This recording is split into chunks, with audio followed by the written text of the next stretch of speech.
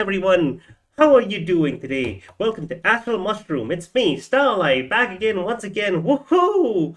I gotta put out a ping now.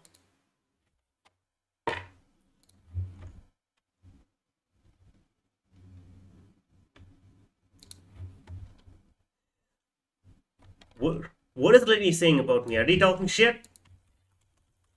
I'm gonna read this. Seekers, stream time with 999.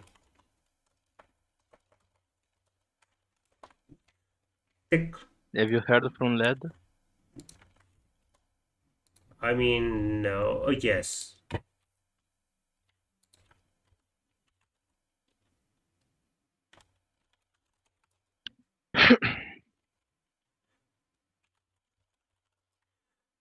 Why does the DM feel new?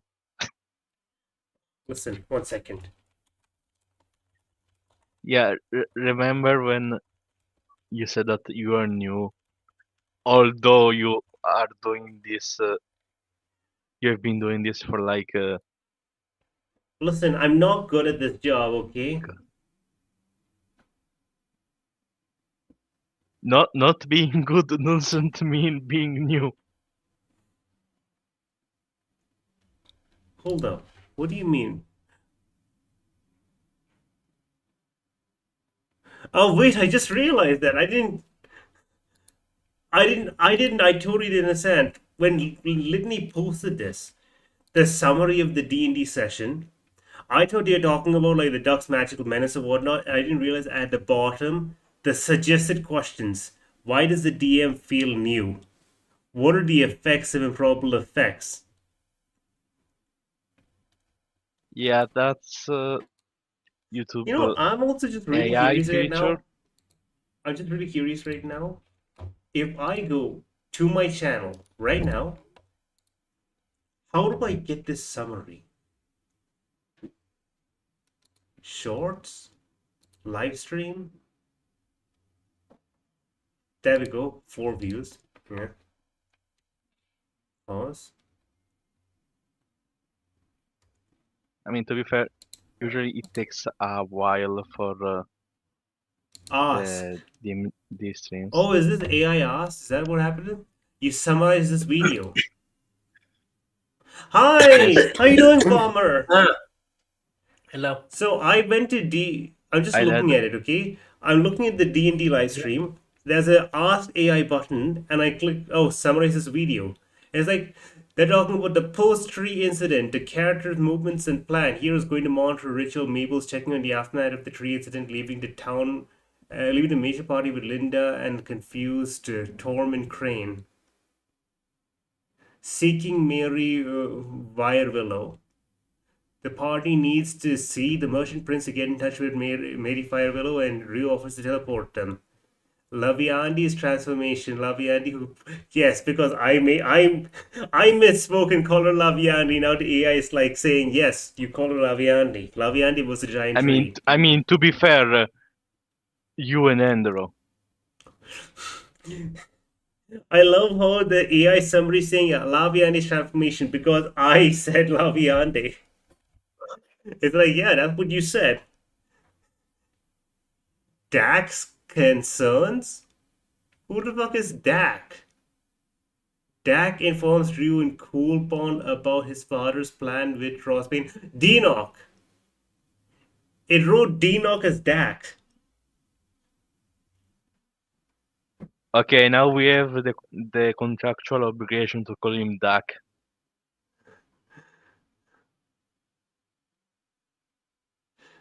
Tom and Crane's motion sickness gets a Tom and Crane's motion sickness gets a special note over here. Like it's also being like they talk about his. Wait, Tormund Crane's motion sickness. Tormund experiences severe motion sickness from the teleportation, and Dino checks on him.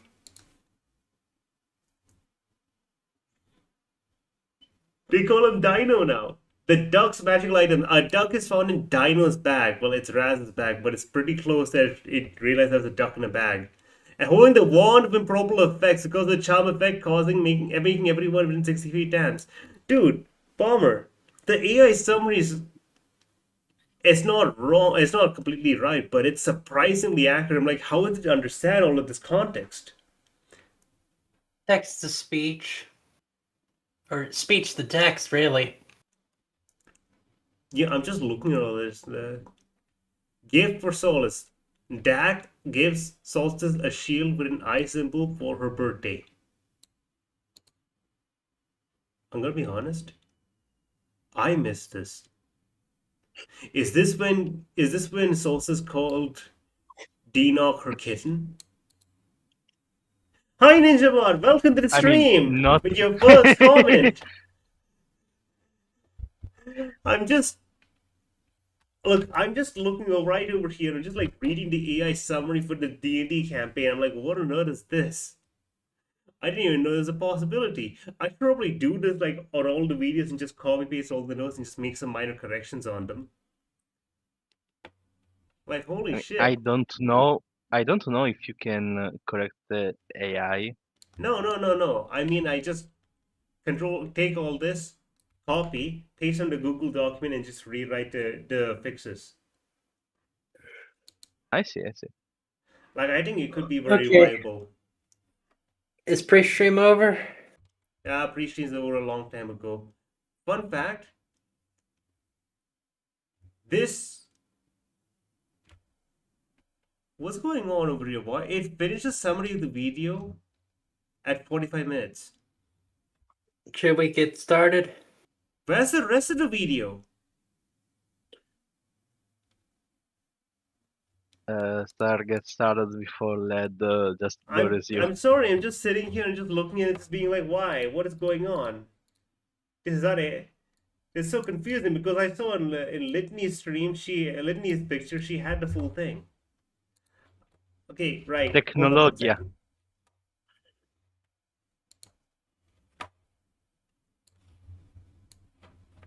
Give me 1 second. Right click.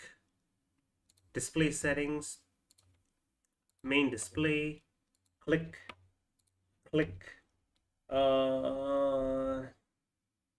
Discord.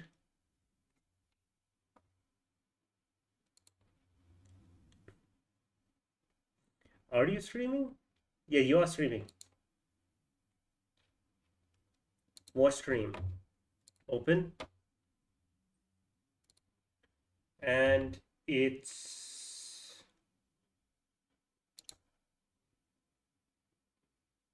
Oh, right. Are we drawing or not? Because we're in the ending game, right? Yeah. Do you have any ideas for what to draw? I don't have any art ideas. My brain is stupid right now. Ninja?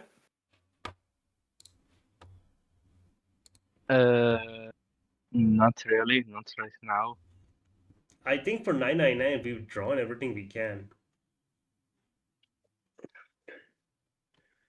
Wait, 1 second. That I have to check something. Okay. Yeah, absolutely. Keep checking as much as you want. I don't know what it'll change. Star, Maybe nothing. Yes?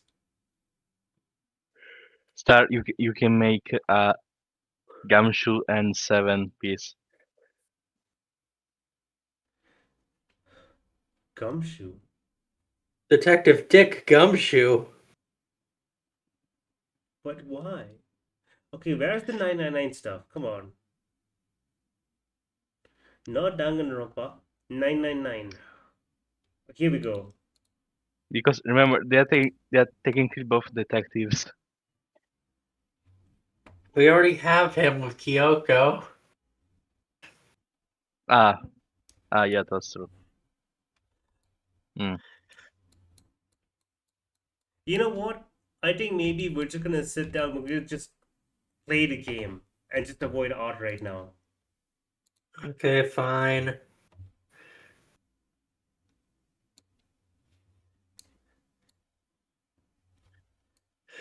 Wait, what's that one? What? The one with the weird, creepy smile. The one with the weird, creepy smile is... Yeah. I don't know. Okay, anyway, the room fell silent. Junpei, Clover, and Seven have been left behind. Clover looked down at her hand and traced with her finger the faint blue veins that crisscrossed them. Seven shoved his arms in front of his overalls and scratched his stomach. No one spoke. Silence made the air feel thick and oppressive. Desperate for something, anything to occupy his mind, Junpei walked over to the larger of the 2 9 doors. He stood in front of it and looked at the red. It read engaged. He moved to the smaller door. The red read vacant. The digital root of the remaining people was 7. 5 plus 4 plus 7 equals 16. 1 plus 6 is equal to 7. There was no possible way for them to open this 9 on it. Junpei touched the surface of the door. He thought about June, about Akane Koroshiki. Was she safe? That's all that mattered to him. If she was alive, if she managed to escape this horrible boat, that was what Junpei prayed for. 7 came up next to him.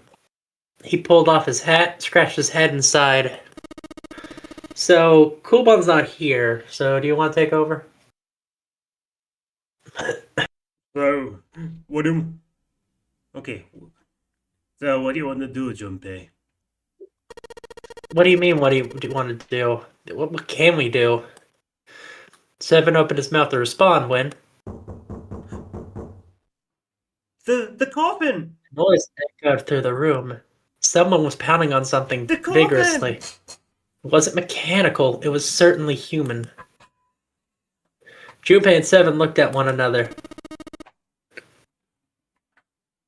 What the hell? Shh! Quiet! Hush now, you big loaf! Clover motioned to 7 to be quiet. She put one finger to her lips and closed her eyes in concentration.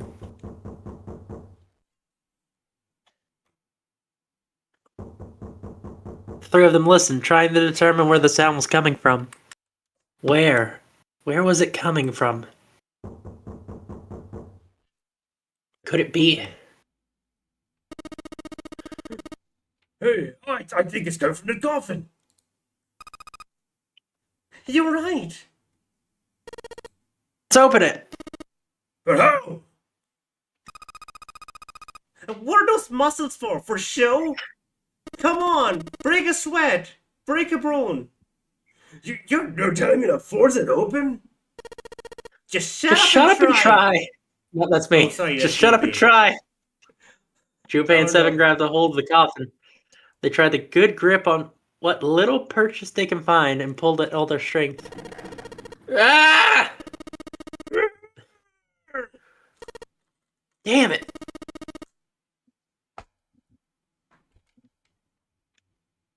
It won't even budge. It's almost as if it's locked.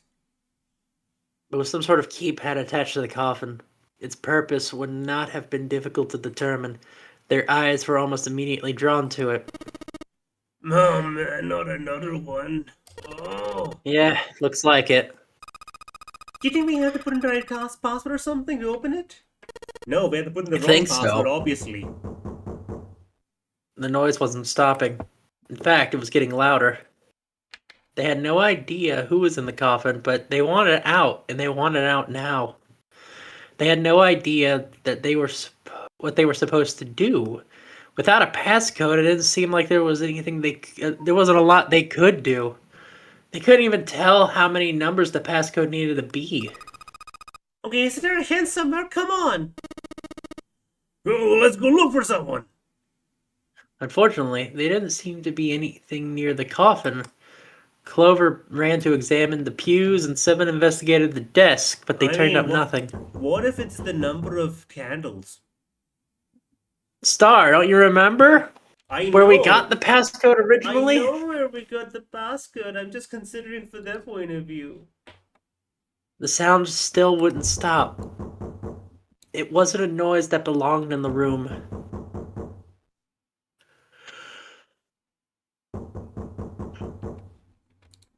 It was the passcode. What was Junpei supposed to do? How could he supposed to figure that out? He needed something.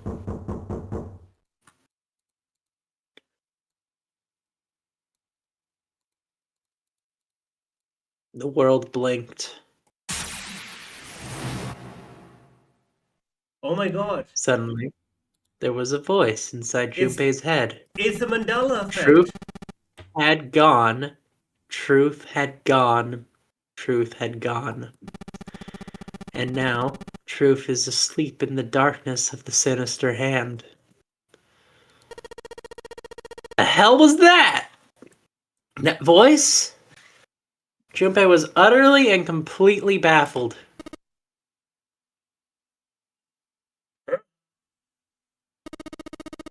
What are you talking about? Have we finally gone nuts? Oh, what's up? Are you having a hallucination? Having a panic Seven and attack? Clover ran up to him, but Junpei didn't know what to tell them. If he told them that he heard a voice, they'd laugh, or worse, they'd think he was going insane. So, all he said was, "No, nothing." That's really He not cleared his nothing. throat a little loud, and looked pointedly down at his bracelet. There was a pair of small buttons protruding from either side of it. Junpei pressed the buttons on the bracelet. Truth is left and the other one is right. So it was truth, left, right, Left, right, right. left, right, left, right. Strange. Now, In this time, here's I the shouldn't thing. know that. How does he know to do this? Because of the Mandela effect. That's not what it is. That's Remember the thing which we were just talking about? That's wrong. You should know that already. You should know everything. If you don't, why did you bother to look at the bracelet? You already know the darkness of the sinister hand is telling you to look at the bracelet on your left hand. That's why you looked at your bracelet, right? Okay. Oh, it's right. It's truth and Oh, truth is wrong. right. So Yeah, it's right. It's right. Right, left, right, left, right, left. You can just click all these buttons and it'll work. That was it. 1, 4, 3, 7, 8, 3, 4, 2, 1. 8 numbers blinked on and then off on the bracelet display. Junpei check one last time. 1, 4, 3, 8, 3, 4, 2, 1. Huh? Oh, aren't you like a techno hacker? Did you fucking hack the bracelet? Tell us how to do that. We can hack all of them. Hey, what the hell were all those numbers? Oh my gosh! Is that a combination? Wait, did you just change it? Junpei What's didn't going on? answer. He simply walked straight to the coffin. He knelt down in front of the keypad, running his numbers in his head so he wouldn't forget. 14383421. 14383421. Without trembling his fingers, he punched them in. 14383421. That was all of them. He punched the E button. There was a moment of complete silence.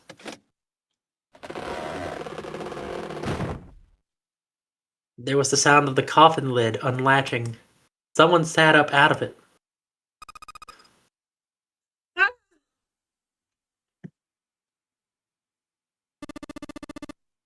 Oh, is that you, Clover? I apologize for worrying you. Snake! How did you? What? Junpei? It's 7. Is that you? Is everyone else here there as well? Just like Rip Van Winkle. Still, it's very much like Snake to simply cut to the heart of the matter and ask. Junpei and 7 shared a wry smile. Clover's eyes filled up with tears. You're back. With a cry of joy, she leapt into Snake's arms. Gentle now. My body's still a little weak. You're back. You're back. You're back. Oh. Clover looked like nothing as much as a lost child who finally found her home. She cried and cried and cried. Her eyes were red and her nose was running. She hiccuped and gasped as if she was about to begin hyperventilating. You're back.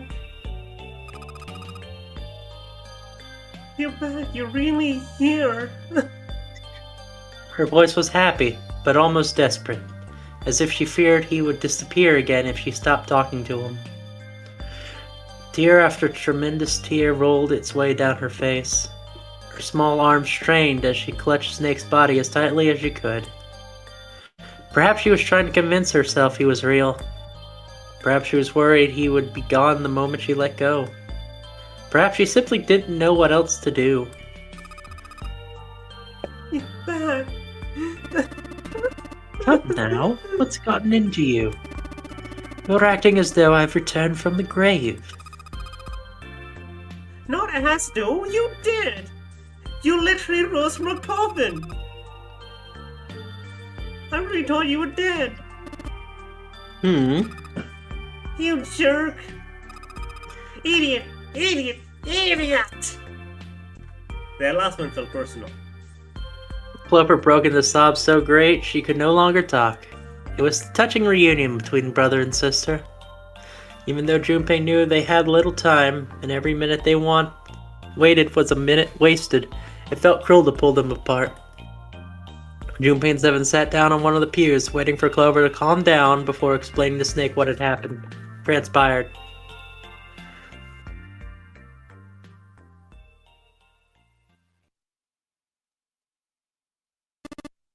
I see.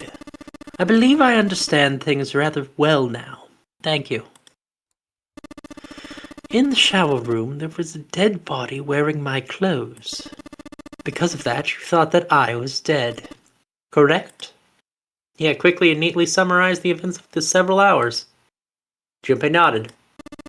You also discovered a corpse in the captain's quarters, and Santa turned on you here, in this room. Do I have that straight? Seven had been rather surprised to learn of the dead body in the captain's quarters. With everything that had taken place, Junpei had simply forgotten to mention it to him. Well then. I've got a pretty decent idea of what happened when I was indisposed, but it's still something of a mystery who did all this and why. The corpse in the shower room that looked like me, and the corpse in the captain's quarters. Why were they killed in the way they were? You don't know? No. Why would I? And the guy in the shower room. We don't know who he is, so let's just call him Mr. X, right? I mean, it's Mr. X wearing Snake's clothes. But you're wearing some kind of robes. Which means someone took your clothes and put them on Mr. X. We need to figure out who that was. Now? Right now? Right now? I Right now? apologize, but I have no idea who might have done this to me. I only just woke up now. I was unconscious during all the events you described to me. They must have undressed me and changed my clothes during that time. Well, when were you knocked out? When we split up to look for the red. Where did they get you? Do you remember? It was a small room in one of the hallways on C deck. What happened? The same thing that happened to every one of us when we were abducted. A can releasing some sort of gas was thrown into the room. I believe the gas is some sort of incapacitating agent. Then that means it was... 0. Looks that... Wait, that's 7. Looks that way, huh? There's nothing else I have to tell you. When I woke up, I was in the coffin. Junpei crossed his arms and thought. Why had 0 made Mr. X wear Snake's clothes? How had the results of that trick benefited 0? It was a mystery.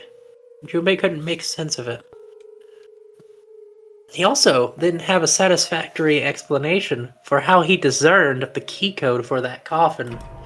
It didn't make any sense. Truth had gone, truth had gone, truth had gone. What did that mean?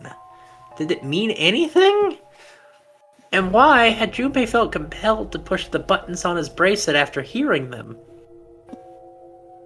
Seven had asked him about it while they waited for Clover to finish crying. He had no answer for him then, and he still didn't.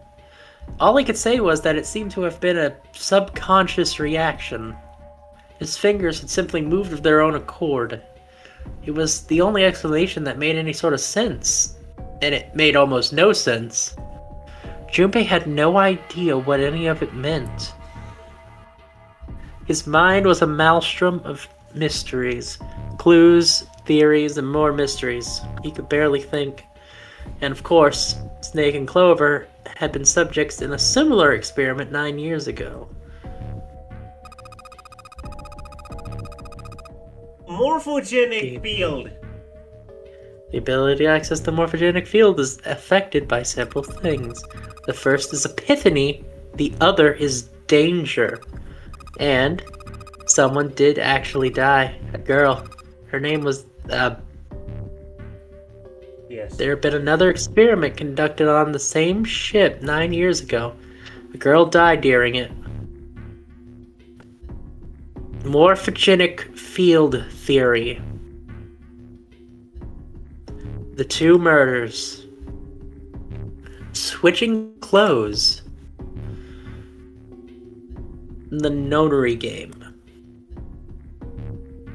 And whatever strange thing was happening to Junpei himself. The maelstrom in his head spat out words and ideas that disappeared back into it almost as soon as he grasped them. But as he struggled through them, Junpei began to realize something. There was something that tied all of them together. Zero. He was the ringleader, the person who trapped 9 people on a sinking ship. Zero knew something. If they could uncover Zero's identity, all their questions would be answered. Who was Zero? Junpei had the beginnings of a theory. If he could only test it. Or perhaps... At any rate, we'll have plenty of time to decipher the details later. For now, it is of utmost importance that we escape. Junpei, it was 4:30 the last time you checked the clock, yes? That means we have less than an hour. We must hurry. Hey, how? So how are you gonna get out of here? Wait, but Well, isn't that obvious?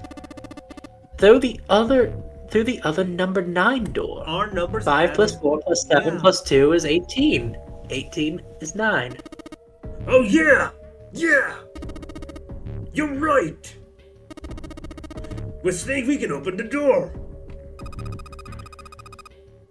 Don't tell me you hadn't figured it out. I'm panicking As they here, sniped Mitch. back and forth, Junpei glanced at Snake's left hand. He was wearing a bracelet with a 2 on it.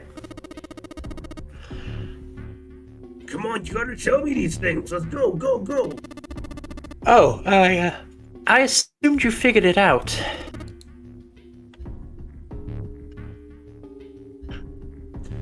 Forget about it. Let's go. 7 stomped towards the smaller number 9 door. Clover, Snake, and Junpei followed. 7 quickly laid his hand on the red, and asterisks appeared on screen. Junpei and the others followed suit and laid their hands on the scanner panel. Soon, there were 4 asterisks on the screen. 7 glanced at them, then he laid his head on the lever of the red.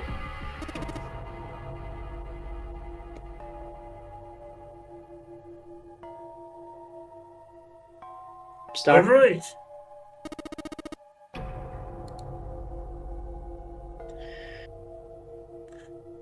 Are you guys ready to go? Yes. Yep. Junpei paused a moment. Not yet. What? Huh? Before we go in, I want to check something. You want to check something? Yeah, but before I do, 7, could you pull the lever? I want to make sure we can verify with just the 4 of us. What do you mean? We don't need. Just do it, alright?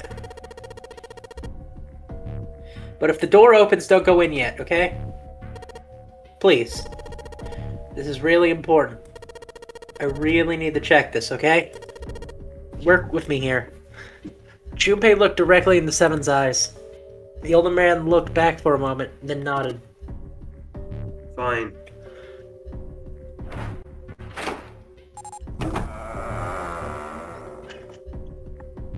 Seven pulled down the lever, letting the door 9 creaked open. Then they waited.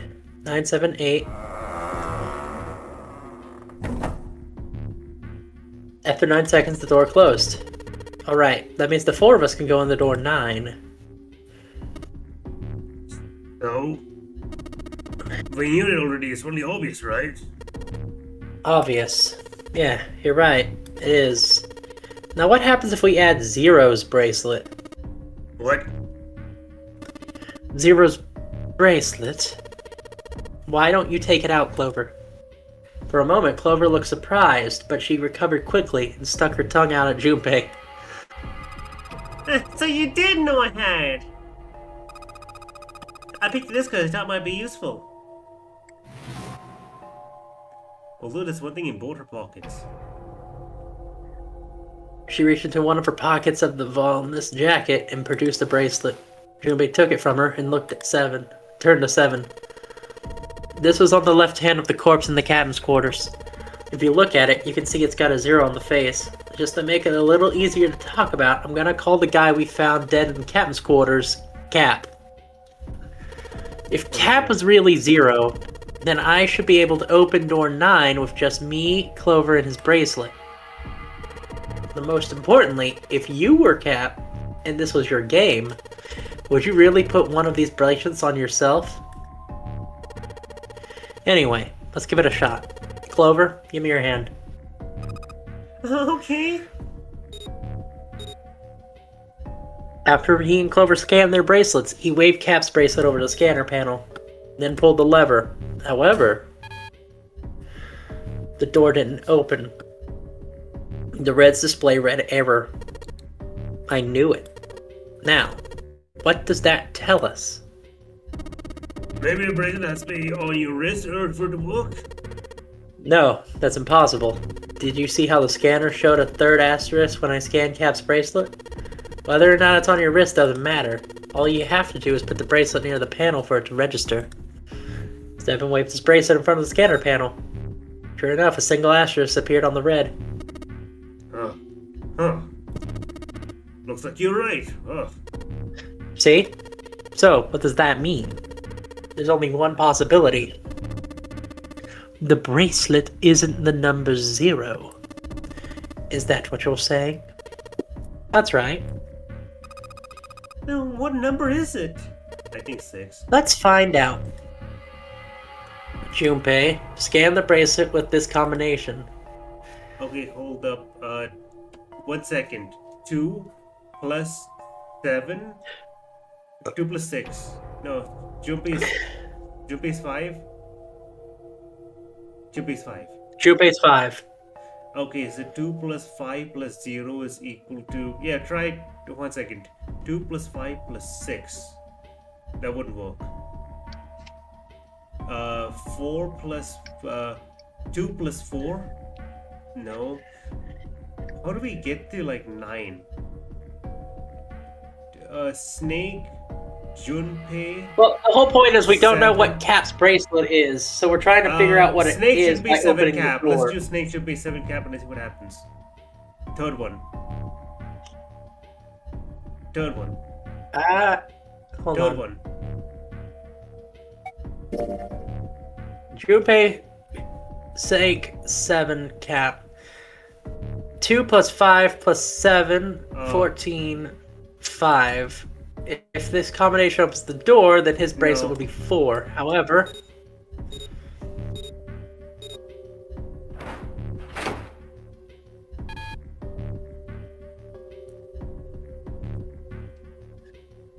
It didn't open. His number wasn't 5.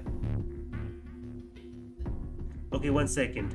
2 plus 4 plus 7 is equal to 11 plus 2, 13, 1, 3, 4. Then the other one has to be 5. No, 7 plus 5 is equal to 15, 1, 5. Oh yes, do the second last one. 7 and Junpei. Okay. So, It should- 7 it plus should- 5 is 12. That'd be it should 3. be If the 12. combination opened the door, that'd be then Cap's 6. bracelet was the number 6.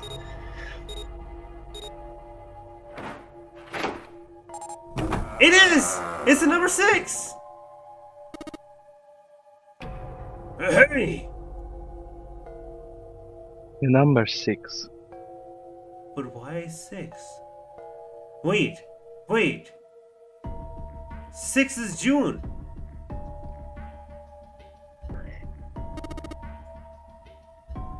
It opened.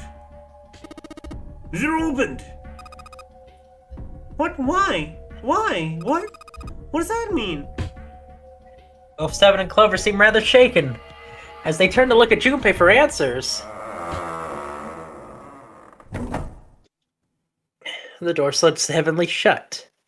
Junpei raises his eyebrow. Oh my god, it Isn't it means obvious? 0. Cap's Is bracelet is 6. number 6. But doesn't it say 0? Like, are you pulling my leg? This isn't a 0. The symbol on here isn't a number 0. It's a letter O. What? Wait a minute. I don't get it. Oh my god. We figured out the bracelet's 6, right? Yeah. Does that mean there are 2 people with 6s? Before Junpei could answer, Snake spoke up. There is, most likely, only one person with a 6. But what about June? Well, I don't get it. Like, June is a 6. What about June? Well, there is only an educated guess, but I think June's number was never 6 to begin with. Her bracelet is flipped. In other words, June's real number is 9? That seems the most likely. But then all the number 2 stuff is just a load of crap? Why would you say that? Because, like, if June is 9, the numbers wouldn't match up. Clover grabbed Junpei's notebook and began to furiously write in it, because that seems to be just what she does. Junpei leaned over and looked at it. List of numbered doors June's gone through. Clover read out each road out loud so Snake could see the following. Alright, maybe. Hey, Star, do you notice anything in particular about all these doors? Door number 4, door number 8, door number. Specifically about who goes into every door with June. Oh my fucking god. Oh my god, are you serious? Because Tree Santa goes into the doors with. Okay. Yeah, because Santa goes into it with her, it's 6 plus 3, 9? What?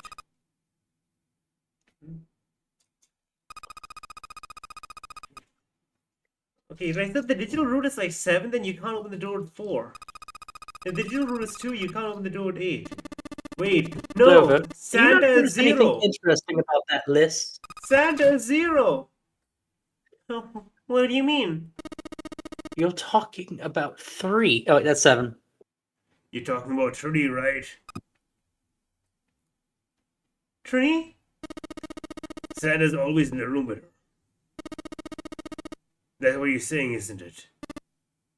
Yes, exactly. Well, what about it?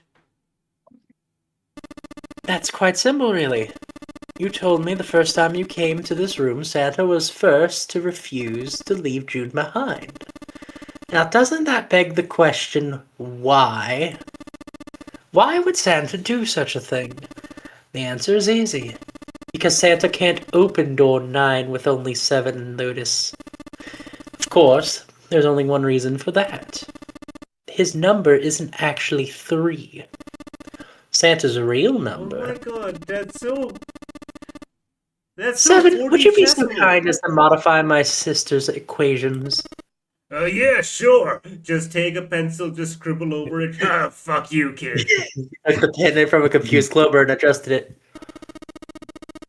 This is what you're getting at, right, Snake? He read out the changes he made when he finished and looked at Snake. Snake smiled. Thank you. That is exactly right, 7. Santa's true number wasn't 3. It was 0. Motherfucker! Santa's 0? And June was 9, not 6. On the contrary, Santa was 0, not 3. Plus 3 and negative 3. When they cancel one out, nothing appears out of order. That means that even though he set the whole goddamn thing up, he's still playing by the rules that are not in the game this whole time. Precisely. So you're saying Santa planned this whole thing? Everything? I'm not sure if he acted alone or not, but it is safe to conclude that he is 0. If my hypothesis is correct... Clover bit her lip. She seemed to be having some difficulty believing her brother's explanation. Junpei remained silent and thought. Snake's hypothesis didn't satisfy him. June's bracelet was flipped. Even if it was possible, there would have been 2 number 9 bracelets. And if that were the case... Alright, that's enough talking. Let's go.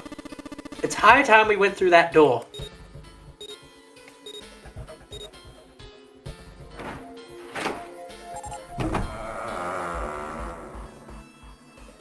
Door 9 opened. They leapt through. Alternatively, The den was directly in front of them as they came through the door.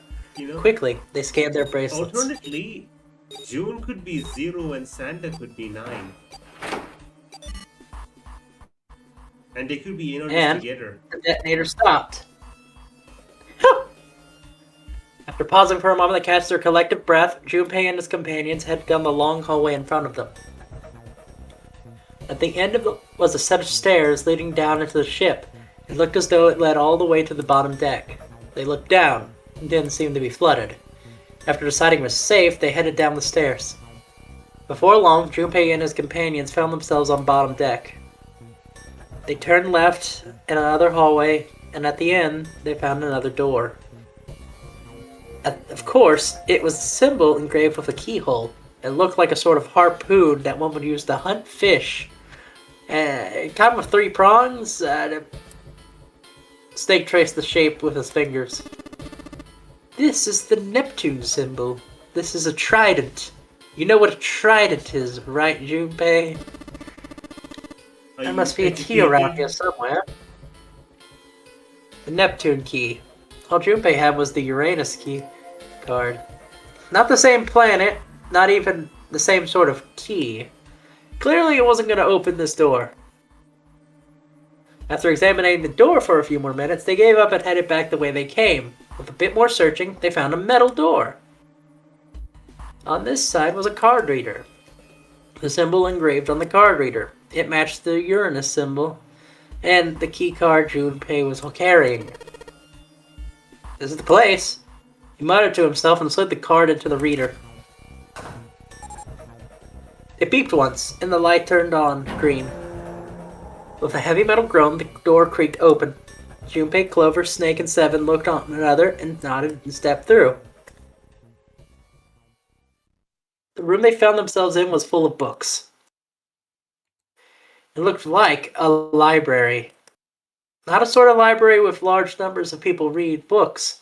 More the sort of library that was simply a place to store books. He felt himself overwhelmed by the sheer number of books, but Junpei did his best to speak with authority. Alright, if we want to get through here, we need to find the Neptune key. I say split up and look for it. Okay. We've got 20 minutes left Very until we well. die. Sure thing. Good, let's get started. We don't have a lot of time. Hurry. Alice sleeps in a small chamber past the forest of knowledge. As he began to search for reasons he didn't fully understand, Junpei felt those particular words float through his mind.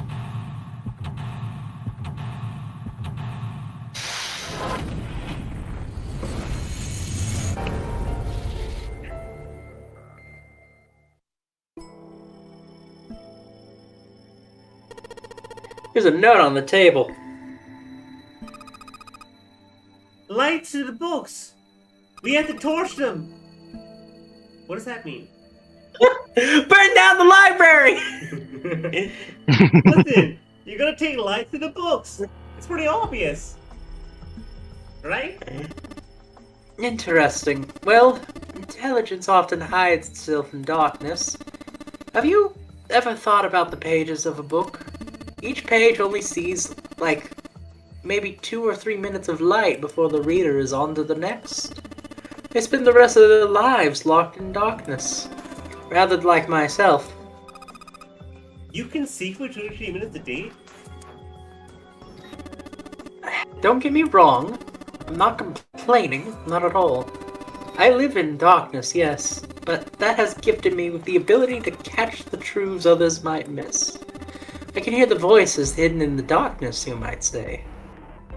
You were merely adapted to darkness. I was born in it.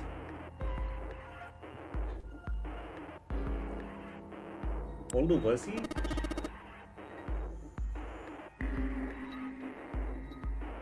Energy theory, huh? I don't think I even understand the title. Damn.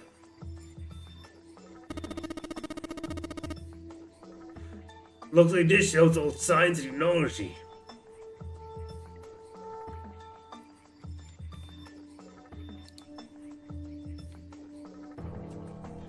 Now this is a fun puzzle. Lots of these titles.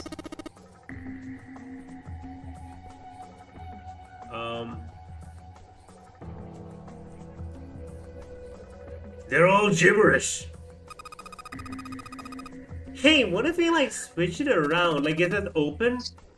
The first, like last one first, like OPENHER.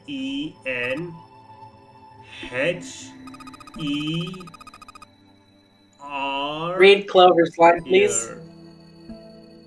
If you like move them around, maybe let's spell something. Like open here, find. Oh, I get it. bulb. Yeah, okay, that's worth a shot. Open here, find bulb. Open here, find bulb. How about this? Hey, look, a bulb!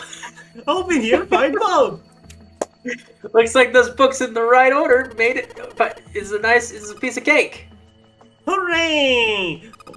Did you notice? I think she's one of the few people who's like has the most motion going on. You did it, Junpei! I guess it turned out well enough. So the letter from the title spell out open here, find bulb. As you said 3 times. We have a lot of time left, you see. Okay. Which direction am I in? Every No. direction. I want to be facing...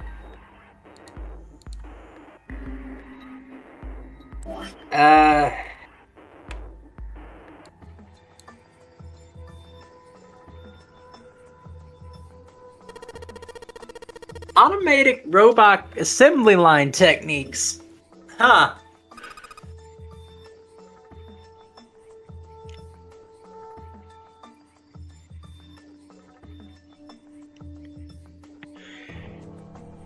What is that?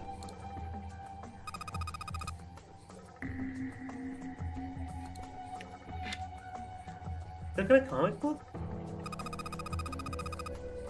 Geez, I guess boys really love that stuff. No, I think you're thinking of a different kind of robot. This book is talking about automated machinery that's used to build things like cars.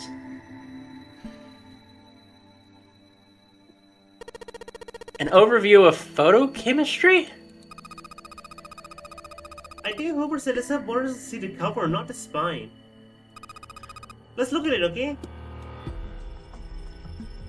It looks like there's a whole lot of space between these books. Look, Junpei! I think that's something hidden behind the books. It's another bulb! Huzzah! Okay, what angle am I looking at? I want to look at... That's west. This away.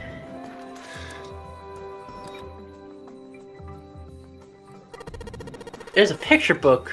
What's a picture book like this doing here? Looks like it's about a Little League.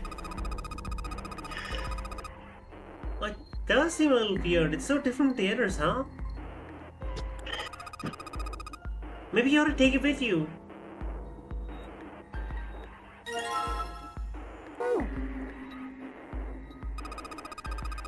Oh, look, 7! That's the book that's perfect for you! It's called it's a correlation of muscle, bone density, and bone strength. You're just saying that because it says muscle.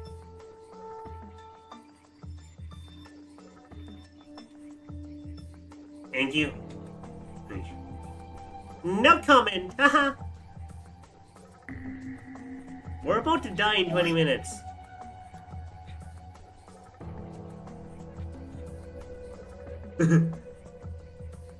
Handrails made of metal. Probably a wise choice of building material.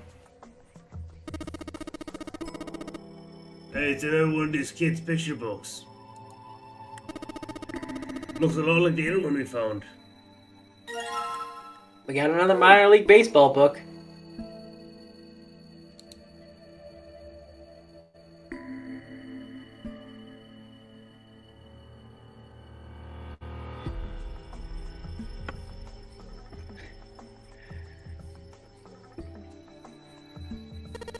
Modern Japanese literature. Hey, there's another one of these picture books out here.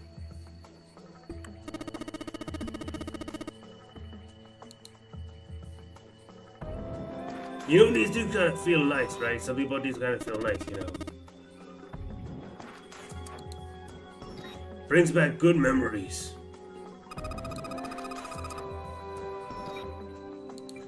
I guess even people like Sam were kids once. No shit, you little brat! Picking a fight with him at every given turn. Guys, hold it. Okay, I think I'm gonna take the picture book with me.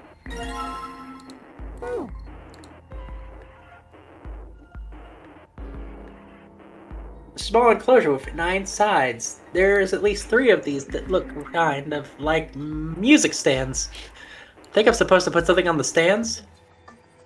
Small enclosure with 9 sides. 3 of them look kind of like... yeah. There's dim lights on the floor. There are 3 points across the floor.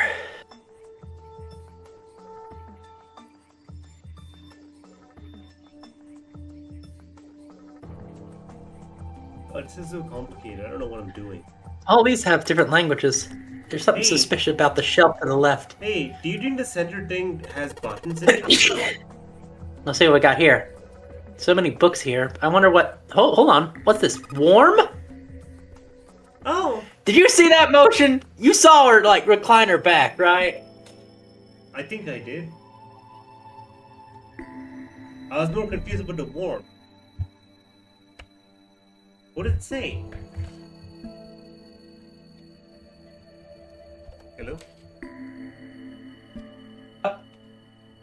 What? I don't know what she did. I was looking at the screen, but I missed it. Okay. I thought there was a little animation of her kind of slouching back like that. Slight, maybe. I'm so Yeah. sorry. Oh, no. Sorry, I'm sorry. And what's it do with the sappy stuff? What are you up to? Okay, do you see that centered thing, right? The centered, like, the hexagonal podium or whatever it is? Are those Yeah. buttons? Those round things? Where? On the center thing, the center dais. No, those are just decorations. Wait, so you had to put 3 books on it? Yeah, but it won't let me for some reason. Give me a second. I think I'm missing something. There's an iron plate bolted down. I don't think it's a door. I think it's a wall. There are a couple books on the glass shelf. From left to right, it says Volume 6, Volume 3, Volume 2, Volume 4, Volume 1, and Volume 5. Oh, it's obviously a code. Oh, shit. The middle of the glass is a cylinder lock. You know, the kind of where you rotate the numbers around so you got the right ones to open it. The hell is this? It's like they just gave us the answer. I guess I'll just give it a shot. So, Volume 6. It's like they got bored at this step, you know, like, oh, I can't open anything. Volume 2. Volume 4. Volume 1. Volume 5.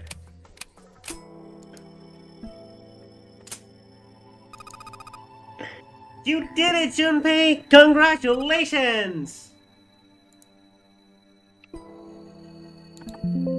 I don't know why, but I really don't feel particularly happy about being praised for that. Whatever. At least the lock's open now. Let's see if we can get it open, okay?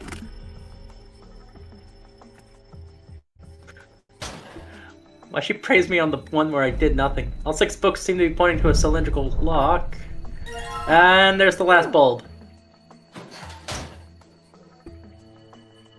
Alright, so there are 3 lights here, and we have 3 bulbs. So let's change out the bulbs. Now they should. Wow, those bulbs really do make a difference. It's pretty bright in here now. Small enclosure with 9 sides. There are 3 of them that look kind of like music stands. Am I supposed to put something on those stands? Like books, Junpei? Put the books down!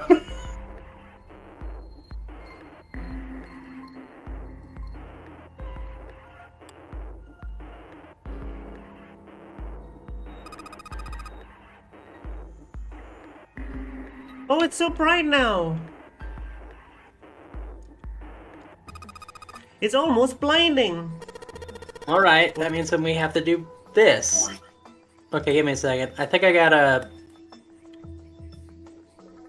search. Okay, it's got a magic wand on it. So, what's inside? Aren't you going to open it? I'm pretty sure it's just gonna have pages smaller. Oh, hey, hold on. It's got pop-ups! It's a pop-up book! Hey, Junpei, take a look at this one. Native Americans. Maybe this got something like... Oh! Pop-ups. It's a baseball on this What one. do you mean pop-ups? Come on, Junpei, let's see what's in it. I'm just gonna go out on a limb and say it's baseball stuff. Whoa, hey, on. Head. You want head? It's a small enclosure with 9 sides. Can I... Oh, now put them down, Junpei! Please, Let's put these them pink books down on and have stand. the shadow spell something. We've been here for over 30 minutes. We have 20 minutes until the ship capsizes 10 minutes ago. Sheldrake Awesome. 5. It looks like it worked. Way to go, Junpei. And what does that mean now?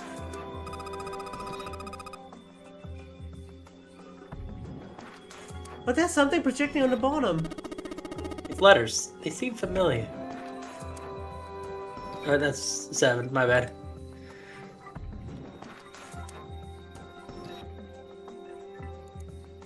No, I need to go down here. Sheldrake 5.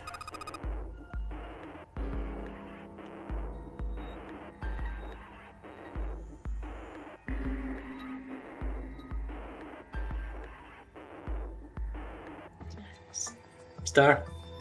Yes. Sheldrake? Sheldrake. Wasn't Sheldrake? Hold on. The fifth one. It's got the volume number written on the lower part of the spine. Yeah, take it, Junpei! It said... Don't tell me. Do I have to go back and look at the thing? Sheldrake 5. Sheldrake. Junpei read the text out loud. I think I saw the rest of the collection somewhere. Yeah, I think it's somewhere around here. Let's go look. 7 Clover walked off, leaving Junpei and Snake behind. Have you heard of him? Sheldrake, I mean. Junpei grinned. Yeah, Lotus told me about him. There's a British biochemist by the name of Sheldrake who came up with that morphogenic field theory. You know, the one you love so much, Star. I hate you. I hate you! Ooh. From Lotus, huh? Well, Clover also said something to me about that stuff. She did. Yeah, what was it? Yeah, ability to access morphogenic field is affected by a couple things. Epiphany and danger. That girl. I told her not to tell anyone. You did? Why? Junpei's eyes narrowed. Look, man, I didn't push it because I thought we were in a hurry, but I'm kind of sick of all this. How about you just tell me, okay? We're in a hurry. Tell you what. Don't give me that. About the experiment. Snake's shoulders slumped, and he shook his head slowly. He'd finally given up. Very well. Fine. I'll tell you everything. But not here. Let's move to the top floor. Junpei nodded. With that, they climbed the stairs to the top floor.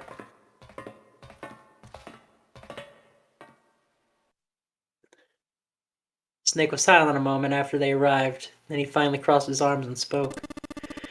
I suppose I might as well start from telling you why I've been so quiet, and why I've kicked sure Clover did as well. To be honest, the explanation's quite simple. Zero told me not to. I had little choice. He didn't walk up to me and tell me, of course. He gave me a message engraved on a card. He reached into his sleeve and pulled out a small, stiff piece of paper. Oh, It looked a great deal like the one he had shown everyone in the central staircase. So you had 2 cards. No, only the one. Huh? What do you mean? I thought the card had some rules about the nonary game on it. Yes, it did. And those were the rules I read to you. Oh, because no one can However- read. No one else can read Braille, so he just pulled That up the wasn't the card only and just thing read on the half of it out card. loud. Yeah, there was something I didn't read. Well, perhaps I should say there was something I couldn't read. And that was... Tell no one of the events that took place 9 years ago. Tell, and I activate your sister's detonator. Oh. Well, Snake nodded. Well, what about Clover? Did she get the message from Zero too? I don't believe she did. But doesn't it strike you strange that Zero wouldn't shut my mouth, but not hers? Does seem a little weird. To be on the safe side, however, I told her it was best not to tell anyone. Still, apparently she told you. That girl. What's wrong with her telling me? I figured out some stuff from the thing she told me. Huh. I mean, it looks like the whole activator detonator thing was a bluff. She's prancing around downstairs happily as a clam now that you're back. Snake glanced down at Clover and 7, examining one of the bookshelves. That is very true. I decided I trust you. Decided to tell you the truth. The chance that Santa Zero is very high. I can assume Santa doesn't have time to observe us at the moment.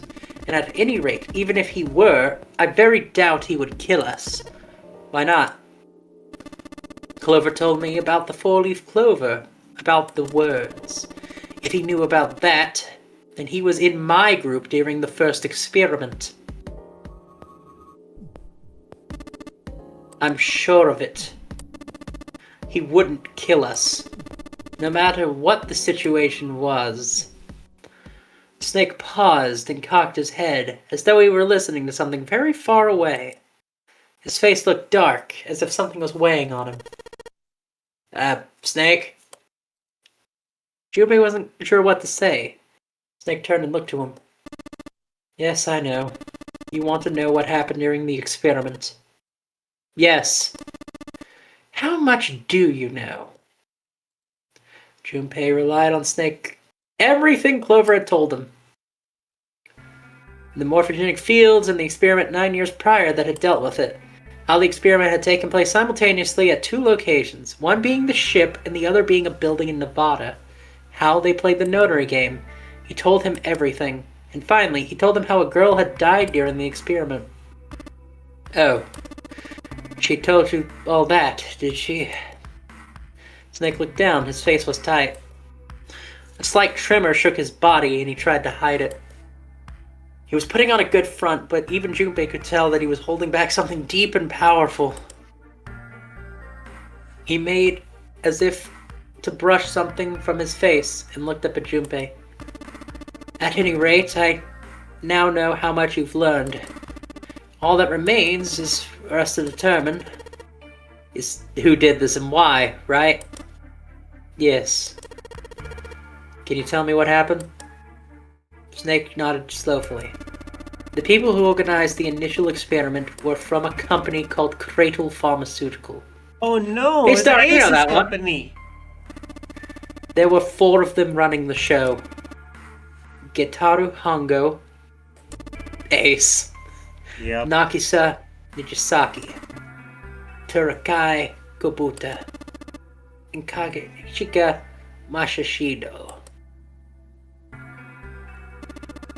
Hongo was the CEO of Cradle Pharmaceutical.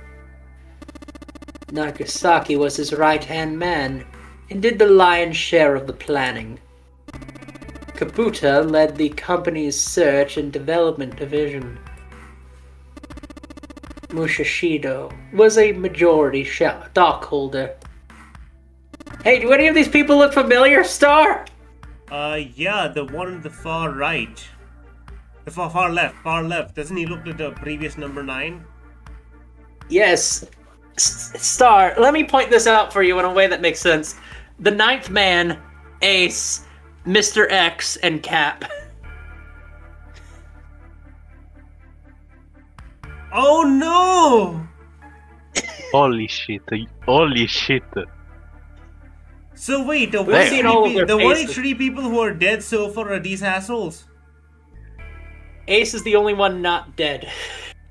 So these assholes are the only ones dead so far. Let me simplify it for you. Hongo designed it, Nagasaki put it together, Kabuta developed the technology required, and Masashido provided the cash. Yume couldn't shake the sense that he heard those 4 names somewhere before, maybe in a different run of this game. Of course, more than 4 people were required to conduct an experiment of this scale. To that end, they organized a top-secret team to assist with their research. All in all, they gathered 10 people or so. Those 10 people those 10 completed their team and were able to begin the project. They named it the Nonary Project. The purpose of the experiment was to research the prospect of controlling a human mind through sheer will. The vessel, I suppose you could say, for their control was the morphogenic field. Why did the glycerin suddenly begin to crystallize? Why did the crystal structure of EDT undergo a sudden change? Why did the rats improve their puzzle-solving skills with each generation? Experiments with humans provided the same results. The more people knew the answer to a question, the more people there were who could answer correctly without having seen the problem before. Why? How? The answer is that the shape of the answer has been stored in an invisible to the naked eye, and through the field, the resonant event transmits information related to the answer. That essentially is the idea behind morphogenic fields. But that's a theory. Can't bring yourself to believe it? Not really. Well, let's say someone killed another person because the devil told them to do it.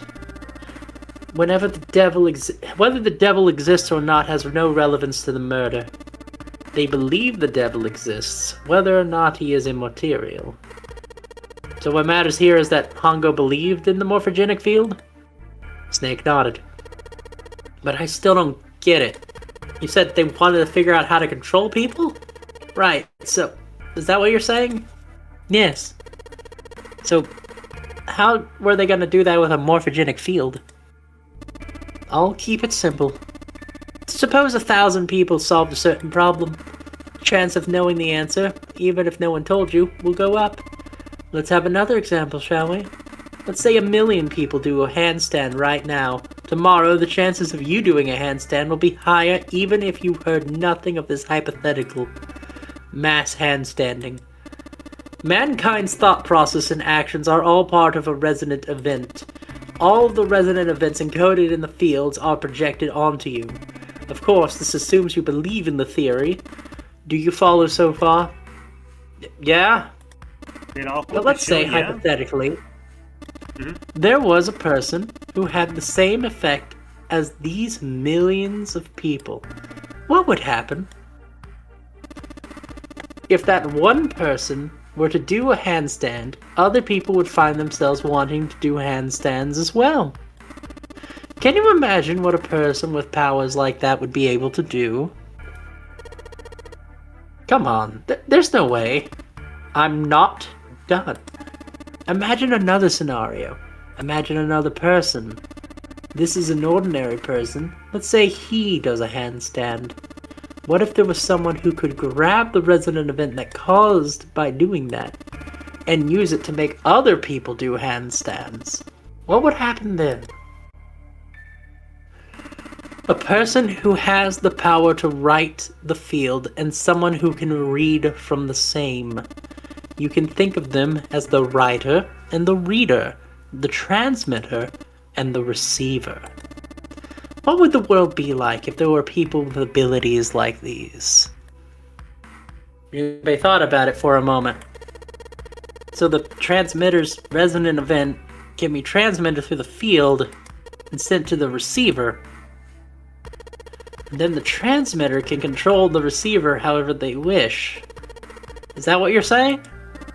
Yes. Close enough, at least. That's just crazy. Well, if you want to prove that, then you have to test it first.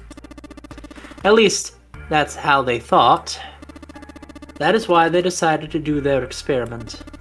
That is how the Nonary project began. Snake suddenly looked very serious. Junpei, have you ever heard of the gas field experiment? No. Junpei nodded. That's the one with telepathy, right? They put a pair of subjects in separate rooms, and then they show one a picture and ask the other what they saw. Interesting. I'm impressed. Yes, that is exactly correct. So why are you bringing it up? It was to screen subjects for the Nonary project. The hospital in a remote town was afflicted with hospital in the remote town was affiliated with Cradle Pharmaceutical. Hongo used it to conduct experiments on visiting children in secret. Some of them, he found, had potential. He began to gather children that showed promise, children that seemed as though they might be able to access the field. Of course, none of them volunteered. They were kidnapped. His face barely moved as he spoke. There were 9 pairs of siblings taken for 18 children total. For reasons that were not fully understood at the time, each pair had 1 transmitter and 1 receiver. They were split perfectly.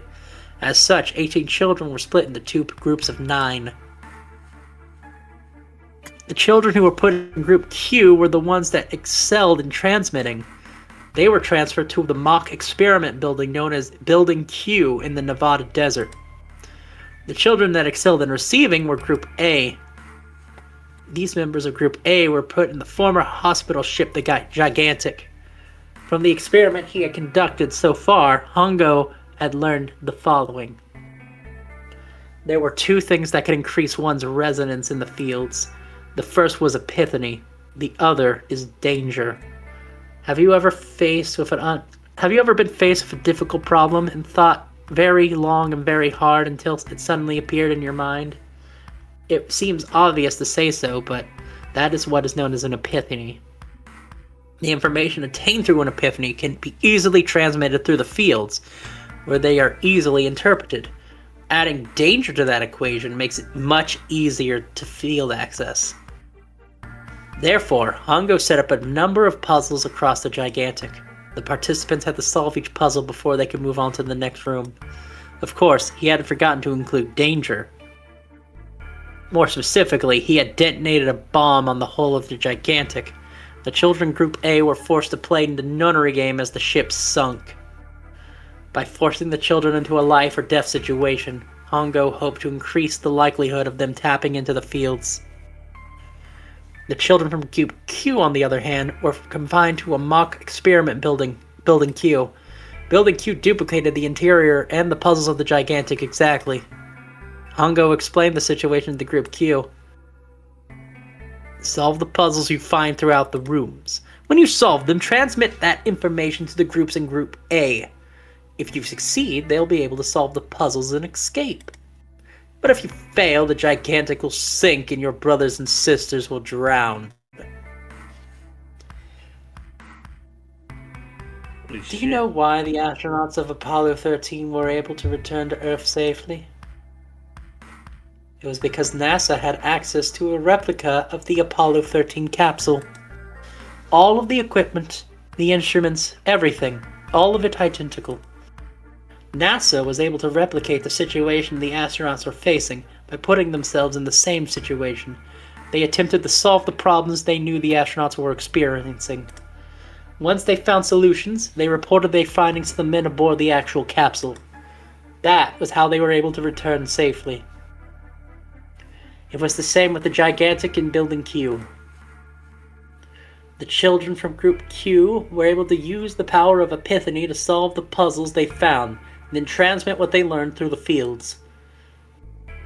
Children in Group A, however, had access to the fields, and to learn what might advance them to the next stage. That is the simplest explanation I can manage. Snake sounded defeated. His half-hearted attempt at diversion served only to show how much the story had affected him. Just as Junpei was about to speak.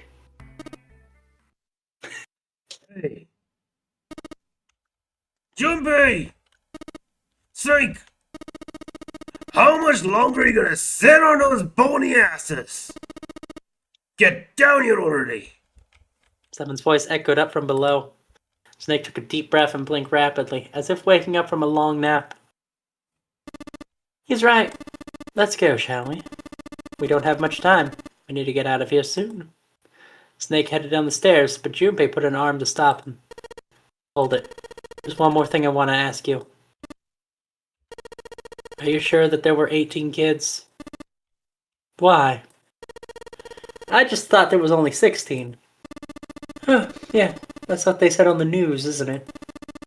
I have no doubt that 18 children were abducted and used as Hongo's experiment. After all, you couldn't exactly play a nonary game with any less, could you? Well, yeah, but are you saying that the news got it wrong? Yes, I am. The news gets it wrong all the There time. were 2 more children. However, they had no relatives that I'm aware of. I imagine no one filed a police report when they went missing. They were brother and sister, like Clover and I. The brother's name was Aoi, and the sister's name was... Her name was... He couldn't bring himself to continue. It looked as though he was about to say what brought him great pain. Her name was Akane. That was the girl who died. Junpei felt as though he had been punched in the stomach. His vision went blurry. His head went light. He couldn't think straight. Everything was blank. Had Akane Kurashika died 9 years ago? If she had, then who's June? What? Wait a second! No, that's impossible. Couldn't be true. Akane wasn't an uncommon name. If Snake had known her last name, then that might have been a different matter entirely, so they shared a name. There was many other people who did as well. It meant nothing. It was a different person. Of course it was a different person. It had to be. Junpei shook his head hard and pulled himself back to reality. There's something wrong, Junpei. Your breathing sounds strange. Then Snake noticed. Junpei cleared his throat and tried to act calm. No, it's fine. I'm good. Let's go back down there, alright? Snake raised an eyebrow and said nothing. He headed down the stairs and Junpei brought up the rear. He couldn't bring himself to ask. He told himself he knew the answer already, but he couldn't bring himself to ask what the girl's last name had been. With every step he took, the cold, hard sound of feet against metal dug at his heart.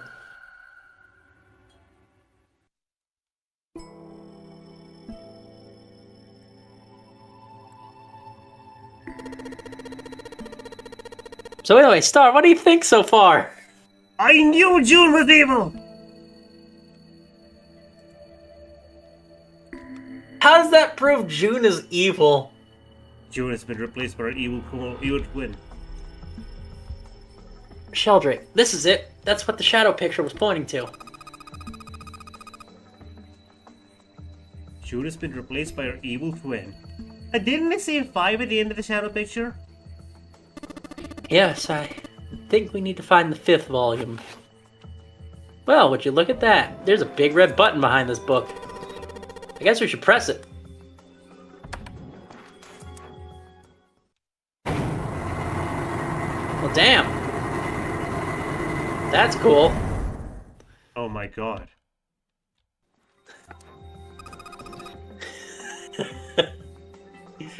What was that sound? It sounded like something really big was moving. Heavy machinery, yeah. It came from the top floor. Alright, let's go check it out. My god, I love it. Guys, It's like a big, it's like a big shield wall of a bunker opening up.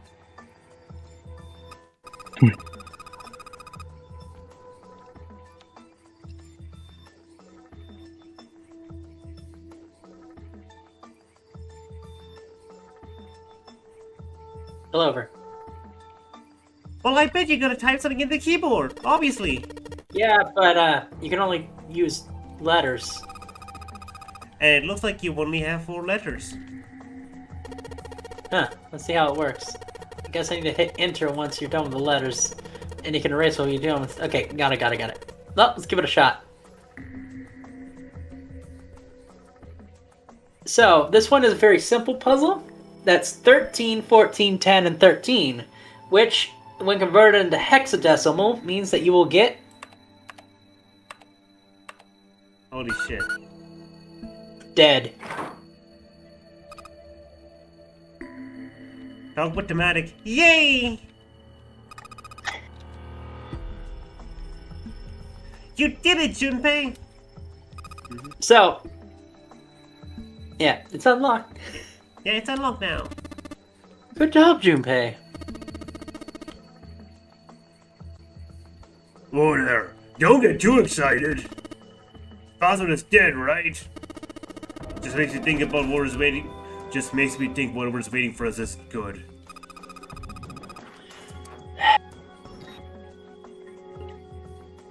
So what? Jeez, you're such an old lady. We can't be worrying about stuff like that. I mean, come on, we gotta unlock it, didn't we? Now let's go, hurry up, chop chop. Move your old lady bones. So, I got something to say. Yes. This thick metal door, there's a handle in the middle of it though. Wait. Okay, pull the go into the door, Junpei! Damn it! Can't get it open. This thing won't budge. What? Why not?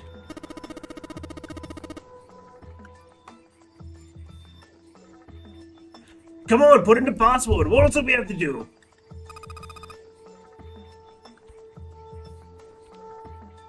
I mean, well, that means it's the other It's door. the other door.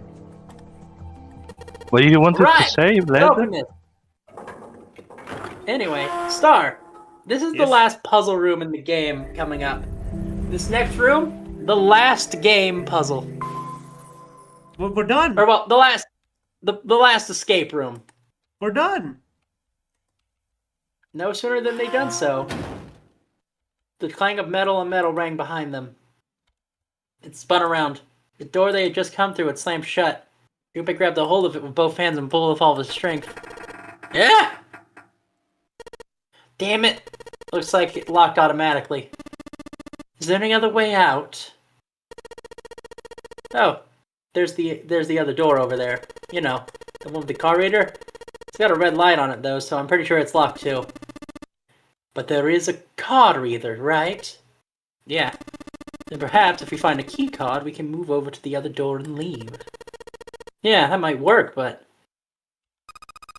Hey, wait a minute. Are you saying we're gonna have to search this entire room of one little card? Oh, man. It took a minute to look at the room they were in. I do like this game. Hold on. Never mind. I think there might be one more room. I think. No. This is the last puzzle room. The only word that can be described it is chaotic. It was like a tornado had passed through, followed by a giant that had picked it up and shaken the entire room a few times. Junpei's heart fell. Clover and Seven looked as though they were about to cry. Well, we can sit down and wait to die, if that's what you would prefer. I rather doubt that, however, so it would be rather nice to start looking. We haven't much time. Let's find that key card. Oh, and the Neptune key as well. We won't be able to get through the hallway without it. Alright then, let's begin. The final puzzle room of the game!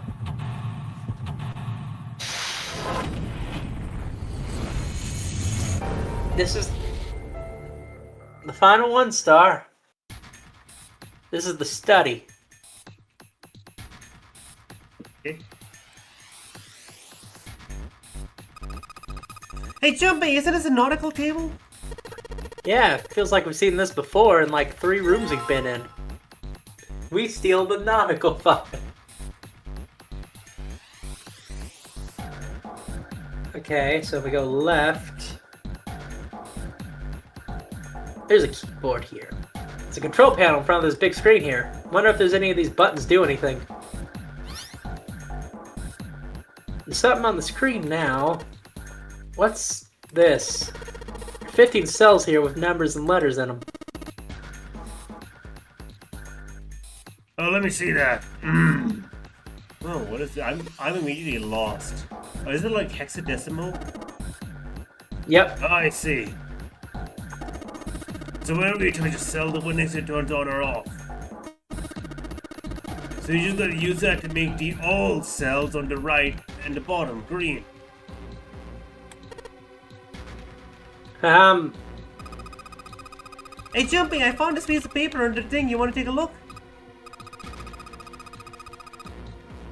Do you think it might have something to do with the puzzle? There's a piece of paper Clover gave me. In it was a bunch of numbers and letters that had equal signs next to it. This was probably related to the puzzle. It's base 22. It was really helpful. Alright, let's go back and try this again. It looks like I just need to make a few cells. Need to make all the cells all green. So yeah, this is base 22. It goes up to L instead of to base 16, which ends at F. Okay. I don't understand any of this. So Basically, base whatever is up to whatever thing. So it's 0, 1, 2, 3, 4, 5, 6, 7, 8, 9. Then it starts doing letters. Okay. Okay, so I want to do this one, that one, that one. You did it, Junpei! Like every puzzle's like, you're doing all the work! Keep doing it! We're the cheerleaders! You're so smart! I will contribute nothing! Once again, seem to have I done an have done it, excellent job Junpei! with all that I puzzle. have won! Just what I have expected of you, Junpei. Come on, you're embarrassing me. Oh, don't get cocky, kid. We don't got time for that. You already spent like 20 minutes just talking with that man over there for no reason. Now look at this. Check out the right edge of the control panel. The lid slid open and something came out. You know what this reminds me of? What? Barbara, don't touch anything. What? Kinda? It Screen says reminds- all is green. It reminds me of don't touch anything. Something on the right edge of the control panel. We got a cross emblem.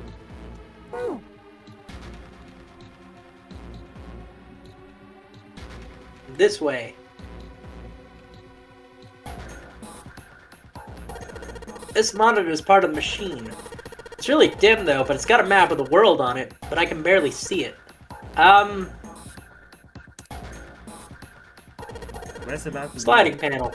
Looks like the last one. I wonder if there's a plate with the emblem engraved on it here.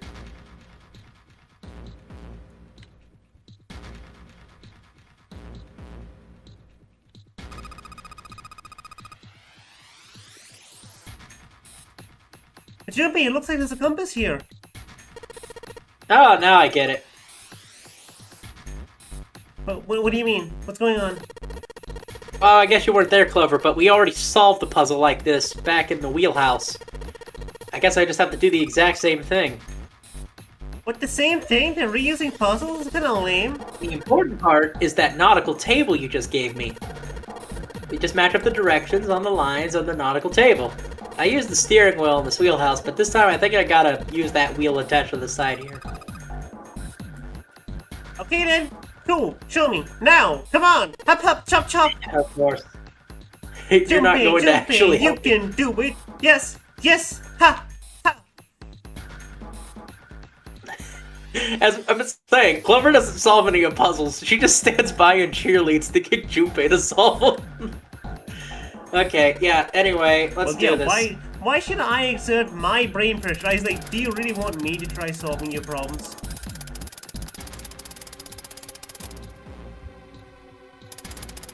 West, southeast,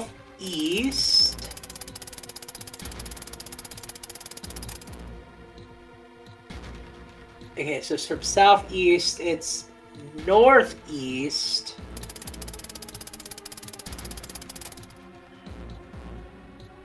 east, north, east.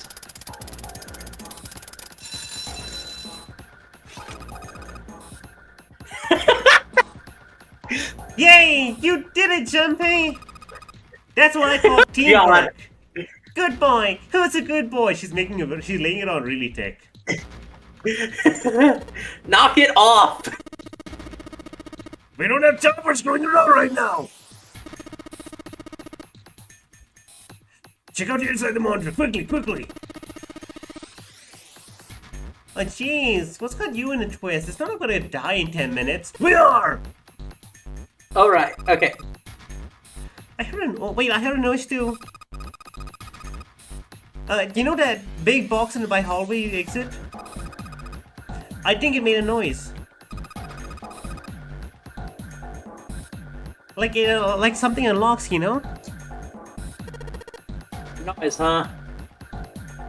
We got the hail emblem. Helm emblem. There are 3 monitors here. The power's on, but there's nothing on the screens. Huh. Let's just drop those emblems from the steering wheel here. Whoa! Huh. Looks like we got something on the monitors at least. I love how quick that was. Hello, hi, it's Like me. realization. I am double check. Oh my god, I clicked the button by accident and started playing this live stream. Oopsie. Oh, it looks like some a sort of puzzle. What's going on? I wonder what the rules are. Wait, I wonder if these are the rules. What's going on? What am I looking at? Here, I'll read them to you. When you touch a numbered area, that area will be selected and it will turn blue. Okay? To indicate this. Touching a numbered ball after selecting an area will cause the ball to be moved to that area. Okay? However, you cannot move the red balls. You can only move 3 to 5 balls into a Fucking single notary area. game. Click the check button once you've moved all the balls except for the red ones which you cannot move. The digital rule that balls in this area must match the number for... Oh, it's the notary game. It's just skip. It's the That's fucking notary game. They're making us do the notary game. I still don't get it. Whatever. Like they say, practice makes perfect. Let's give it a shot. Don't you mean practice makes perfect? Hey! Let's see you solve the next one if you're making fun of me. Why don't you solve it, blind man? A lot harder than I expected. The rules was played on the screen. Maybe I should read it again?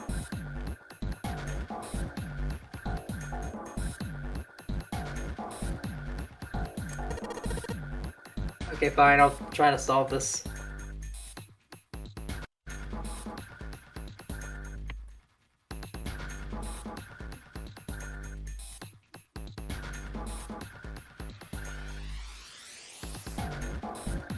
Without calculator. No, I'm gonna wait because I need all those emblems.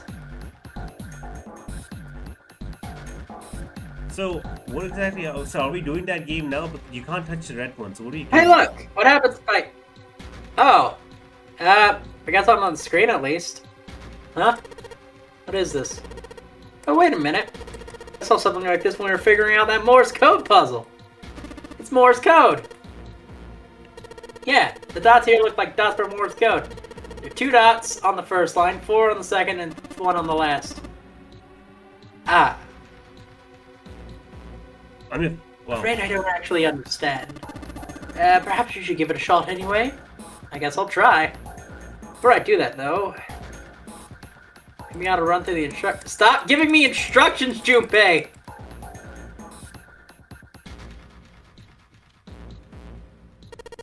Alright, let's do this.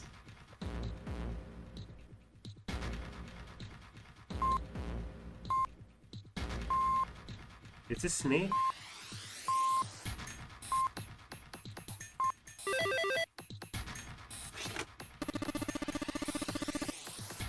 I see. It seems you've solved the puzzle, Junpei. Excellent work! The answer was ice. How'd you know? I heard you dial it in, moron. All I had to do was listen to the sounds of the machine made. After that, it was a trivial matter of decoding them. Ah, yes. I believe I heard the noise from somewhere on the right side of the device when you solved the puzzle. It rather sounded like something sliding open. Did you see anything that could have made that noise? Yeah, the emblems. One more thing. I heard a noise from the back of this device. Rather like metal striking wood or something similar. Well, it's nothing we can concern ourselves with. The code emblem. So when do we get the fire emblem? You're not ready. You have to pay Nintendo for that. Hold on. This one. The metal shutter looks sturdy.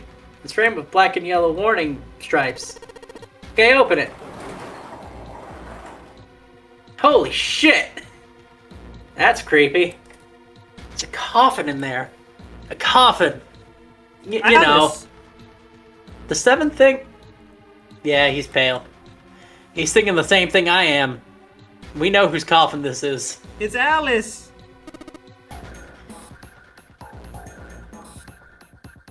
It's like, no way! Could this be? I'm sorry, but what's going on? It's a coffin! I wonder if there's a vampire in it.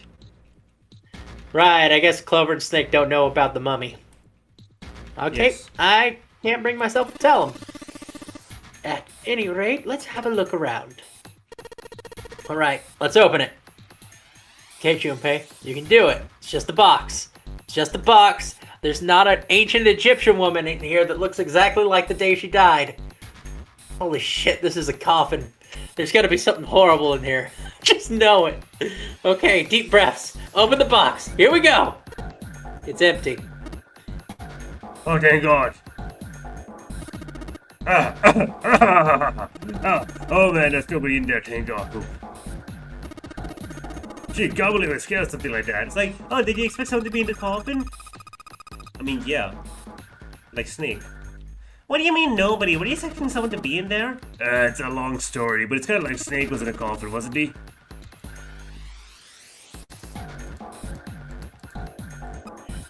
Well, just like someone said, there's no one in here. There is something in here, though. Well, two somethings, actually. An emblem and a key.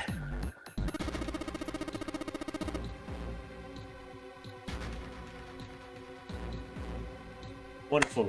Looks like we got a plate with an emblem in it, on it and, the Neptune key! Yes. We finally found it! Now we can get through the hallway. That's correct, Clover. But we do need to get out of this room first, you know? Yeah, I know.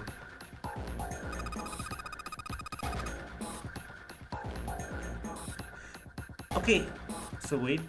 So that's right, let's get the hell out of here as quickly. Let's get the hell out of here as quickly as possible. I don't have any objections to that. I don't think we'll use the Neptune key in this room. It's really important, though, so I'll keep it in my pocket for now. As for this other thing, the coffin emblem. No fire emblem. I wonder if I can trade my emblems for the better emblems. Okay, let's try it again. Now that we have all the pieces. I understand So- you want to infringe on. I understand you want to infringe on Nintendo a lot, but you know bad things happen when you do that. Hold on.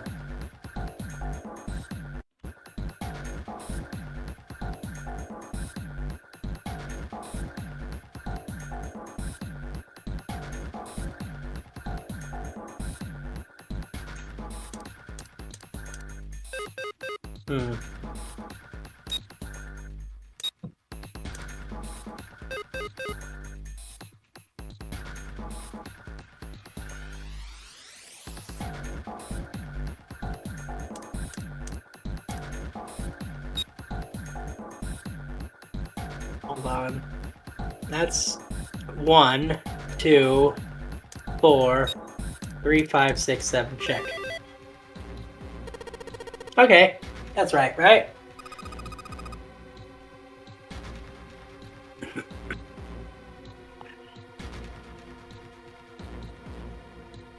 Oh, Sir. there's nothing happening. What's going on? There are still 3 more indentations left empty. I'd imagine something will happen when they're all filled. Doesn't that seem likely? Alright, nothing happens if I put it in there. Jumpy, don't you think maybe you put the wrong one in there? Come on! I'm cheering for you. How could you fail this? There are symbols in each of those indentations, right? Jumpy, you can do it! Steering wheel, cross, mysterious circle, waffle patterns. You only put in the steering circle and the cross. What comes after that? Come on. Okay, we'll put on the cross. Clover's talking down to you a lot, isn't she? Come on, moron! Solve the puzzles! Hey Jumpy, something just showed up on the screen. Look at that. But this puzzle looks a lot like the last one. Are they copying again? Yeah, and there's a lot more to those. Oh, yeah. Yeah, but there are a lot more red balls still. The notes were each here different too. That was Clover. Clover's got a really manly voice. The notes for each one's different too.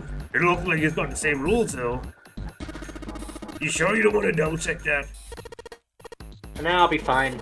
If I get confused, I'll just look at the screen over there, okay? Anyway, as I say, a picture's worth 1,000 words. Let's give it a shot. It's picture's worth 1,000 words? Why are you getting these phrases wrong? They're not even that difficult. Shut it! At least I'm trying, alright? I'm the only one doing anything. I'm really stressed out.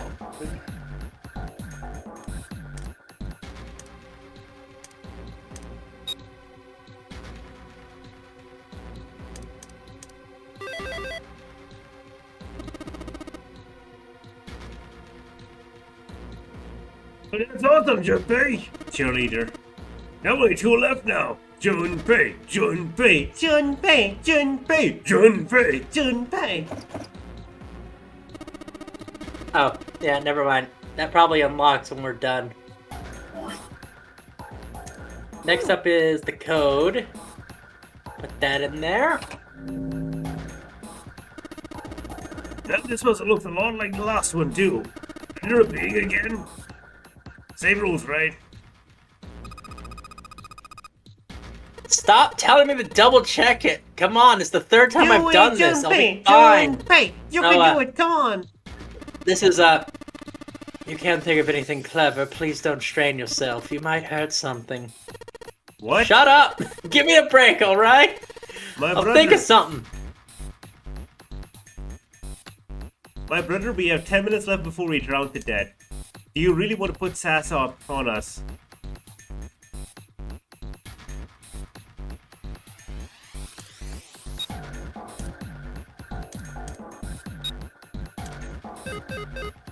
Hold on.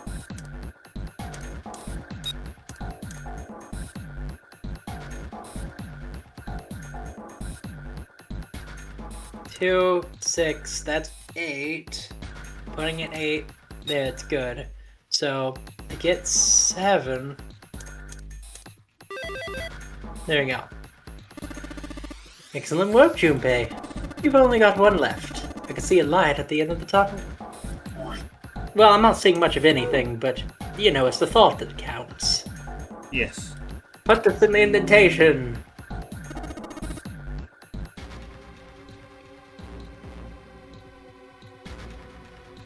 This is the 4th one. The puzzle looks a lot like the last one. They're repeating it again. I think this is probably the last one. I hope so. Oh my god, if it isn't. Once we solve this puzzle, I'm sure something will happen. Alright, I'll solve it in no time.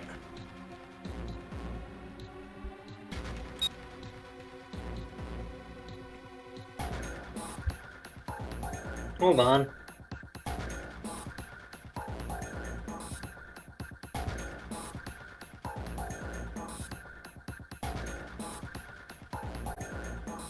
Okay, so to get 8 and to get 9.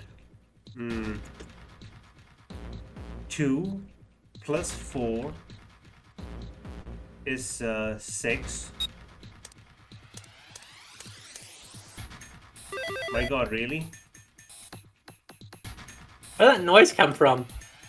Underneath the keyboard? You didn't even do anything in 9. What happened? Way to go, Well, Junpei! it's not solving both sides, it's using all the balls. Oh. I was I got that completely wrong then.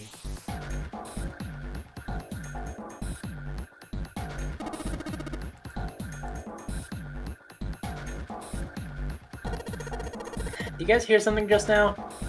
No. Yes, Never. I heard it as well. From the bottom left corner of the desk, I believe.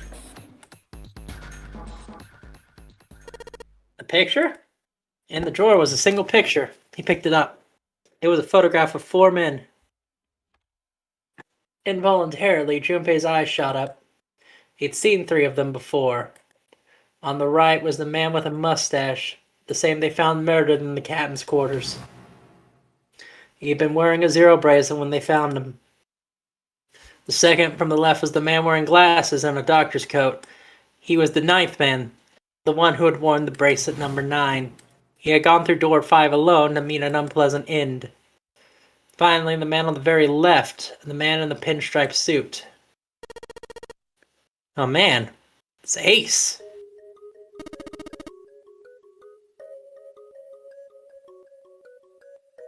Okay.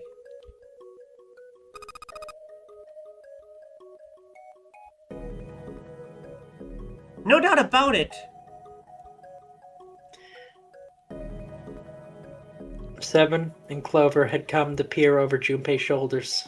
But what did it mean? What was Ace doing in this picture? Perhaps more importantly, why were the Ninth Man and Cap there as well? As Junpei looked closer, he noticed the expression on each man's face. Their smiles suggested that they were close, at least to some degree. But why? How? What was the relationship between these four men? Snake's voice broke into Junpei's thoughts. You say that Ace is in that picture? Yeah. Doesn't look like it was taken recently, though.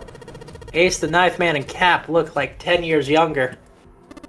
Ah, so the Ninth Man and the man you found murdered in the captain's quarter are also on the picture. Yep. Is there anyone else? Are there only 3 people in that picture? I'm afraid I can't see it. No, there's one more guy. He's got kind of long hair. Looks kind of smart, a little cold. It's the only one I don't recognize. Huh. Snake knit his eyebrows. What's the date of the photograph? Doesn't have one. Did you look on the back? The back? Yes, the reverse. The other side. You flipped the picture over. There was. To be precise, it wasn't a date, but it was certainly significant. He read it out loud so Snake could not be left in the dark. Praying for the success of the Notary Project. From Nagasaki, Kabuta, and Mashishido. The Notary Project. Nagasaki, Kabuta, and Mashishido. Junpei immediately flipped the picture back over. That meant that the 4 men in the picture had run the Notary game 9 years ago. Only Hongo had not been mentioned on the back, which Junpei felt meant that he written those words himself. But what surprised Junpei was not the revelation, but the fact it felt nothing like a revelation. It felt obvious. That was their true identities did not come as a surprise, was that Junpei found most surprising. Why then? Why wasn't he surprised? It's almost like we've known about this. Yes, because of the magic. Junpei had discovered that Ace had run the Nonary Project, but he felt no spark of excitement or surprise. Almost like he solved this mystery in a different route. Nothing. Yes. It's almost as if he already known. Ah, of course. I understand now. Junpei looked over at Snake, his own confusion. He missed the dark look in the other man's face. Ace was the CEO of Cradle Pharmaceutical. He was the one who invented the game 9 years ago. He was Gintaru Hongo. Ace is Hongo? Even as he asked, Junpei felt as though he already known. It was as if someone had whispered into his head that yes, of course Ace was Hongo. I had my suspicions from the beginning. Their voices were familiar, too familiar to be a coincidence. I could never forget his voice. It was the voice of the devil. Can't speak for sure, though. After all, I have no way to check. I certainly couldn't ask him. Even if I had known, however, I would have never told you. Zero made it quite clear what would have happened if I did.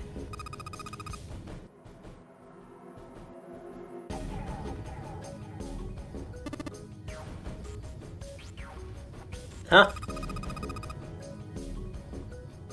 I didn't know the Ace was Hongo.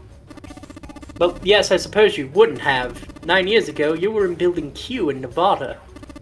But Hongo was on the Gigantic with us.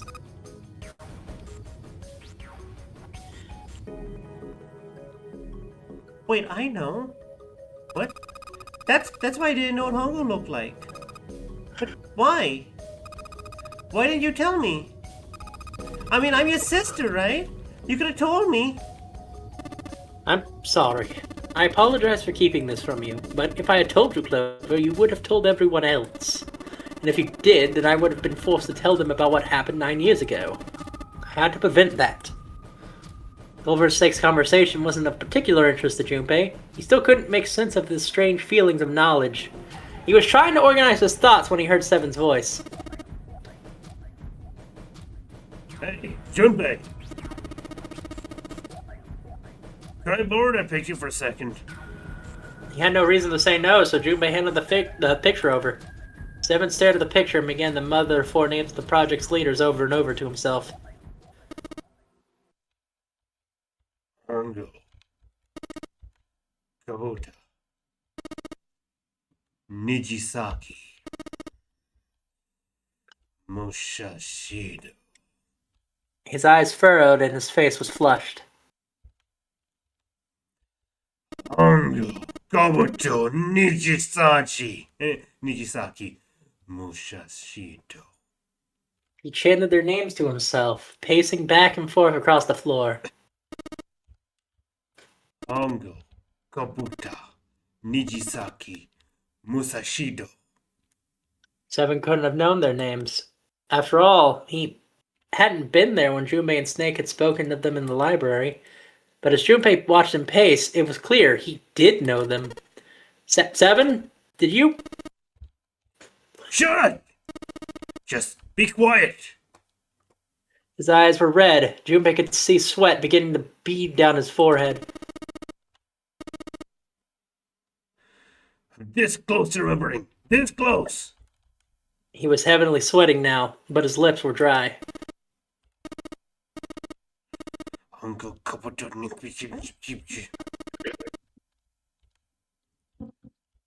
Cradle Pharmaceutical. Nunnery Project. Then he stopped. Seven sat picture down and looked at the red light near his feet. His eyes narrowed. Then suddenly his eyes went wide and he shot up straight. Shit! What? What's wrong? Holy shit. This is nuts. Oh no. What's nuts? I remember.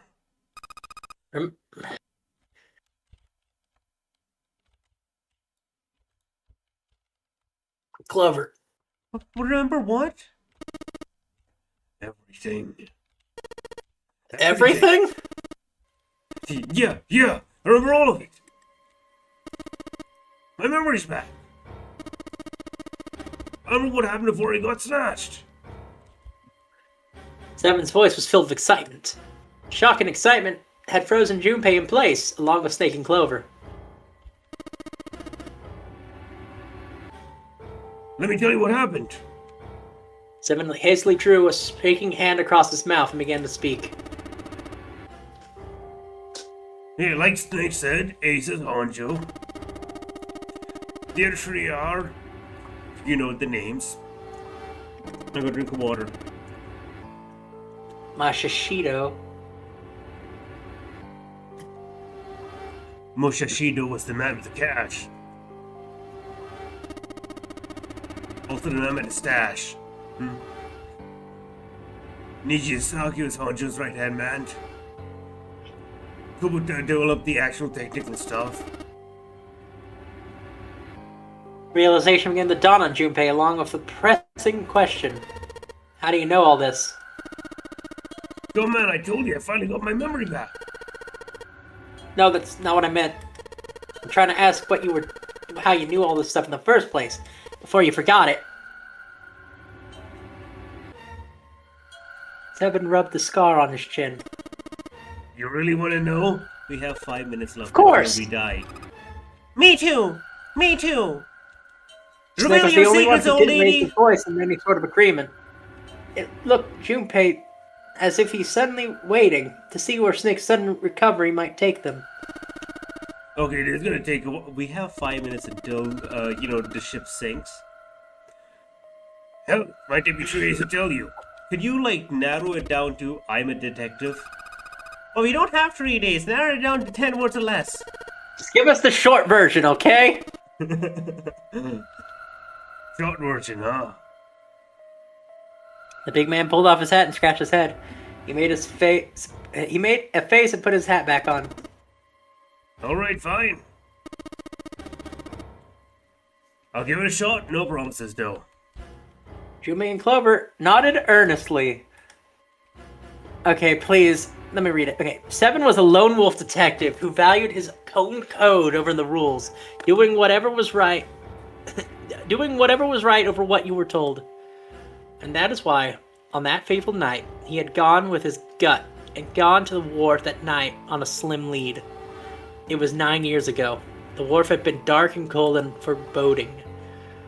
At the time, he was investigating a spate of kidnappings, all of them children. They all had one thing in common, a history of visits to a particular hospital. The hospital had been under the management of Cradle Pharmaceutical, and Seven's investigation had turned up evidence that Cradle had been involved in the kidnappings. After a little persuasion, he managed to finally get a real lead from someone inside Cradle Pharmaceutical. They told him that night, a ship was set to take the children where they were to be held in a large passenger liner docked offshore. Seven had, of course, gone to the wharf. Hiding in the shadows, he searched the harbor until he found the ship he was looking for. We all remember this. We got this from the lab ending of the sub, remember? We paused again, but I tell you, he just looked like a Chad Larry. Does. There is I already a number made that of joke. shapes I know, I moving near the remind. ship. That's why I said to pause They again were to men in remind you. black suits, many of them carrying large bags. The bags, there had something about the way they moved that they were carried. There was no mistake. There were human beings in the bags. He had moved before he had realized he was going to. Out of the shadows he came, his gun already in hand. He heard the words, "Don't move," but they weren't his. He felt a metal touch to the back of his head. "Drop your gun," came a cold voice from behind him. "I could kill you right now. It would mean nothing at all. I need only tie an anchor to your feet, and I doubt anyone will see you for perhaps a week or so. Is that what you'd like? The fish here would be thankful for the meal." With those words, he felt the cold metal thing against him press against his skull. Slowly, Seven crouched down and laid his gun on the ground. And then suddenly, he felt a sharp pain in his neck. A needle. Was this some sort of drug? He was thinking about it. Seven felt his face hit the cold concrete beneath him. He could feel the chill of it seeping into him.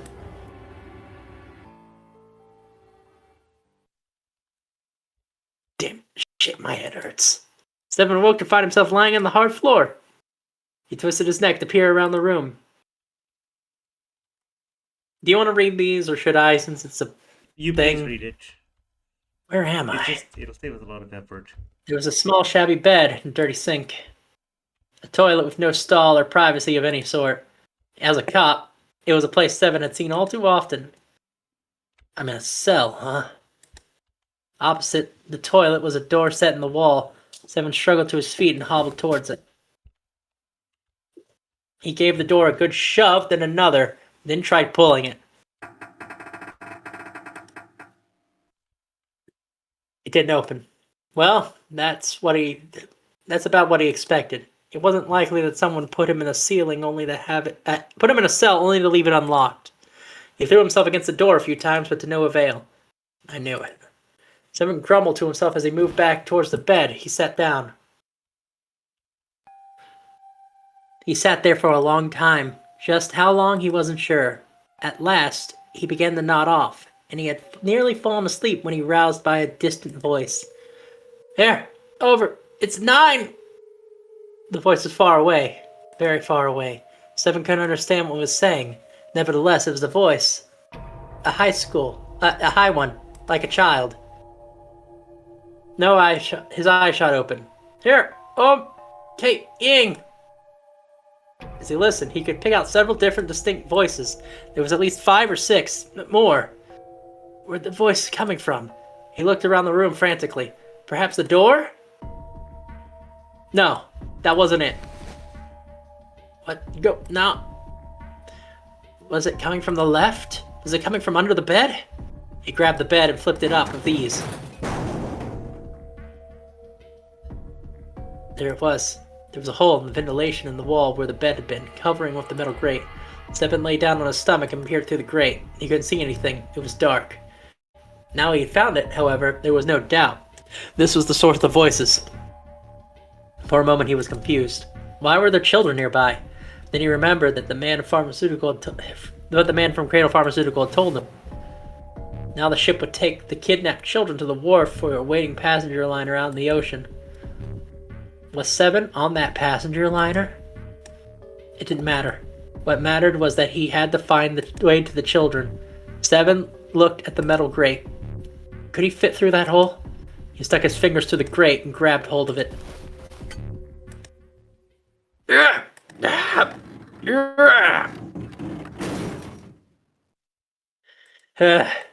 Yeah, how'd you like that, you son of a bitch? The dark square sat open before him. Seven wiped his sweat from his forehead and crawled inside. The first section of the duct was small. Seven could little more wiggle along his belly. After some time, it got a little larger, and even someone as large as Seven was able to crawl on his hands and knees. He felt as though he had grown from an inchworm to an insect. Not much of an improvement, but it was better than nothing. He began to wonder where the duct would take him when... We have to stop soon. I have a good spot for us to end. Just get me to it. There was a thunderous sound, like a massive metal door slamming shut. And then he heard a voice. Warning. Warning. Emergency incineration command has been acknowledged. Automatic incineration will take place in 18 minutes. Please evacuate the incinerator immediately. Repeat. Emergency incineration command has been acknowledged. The voice wasn't harsh, but something about the calm with how it spoke made him even more terrifying. Seven wasn't sure what it meant, but incinerator certainly didn't sound good. Then, almost to confirm his suspicions, he heard a chorus of young voices. No! Help me!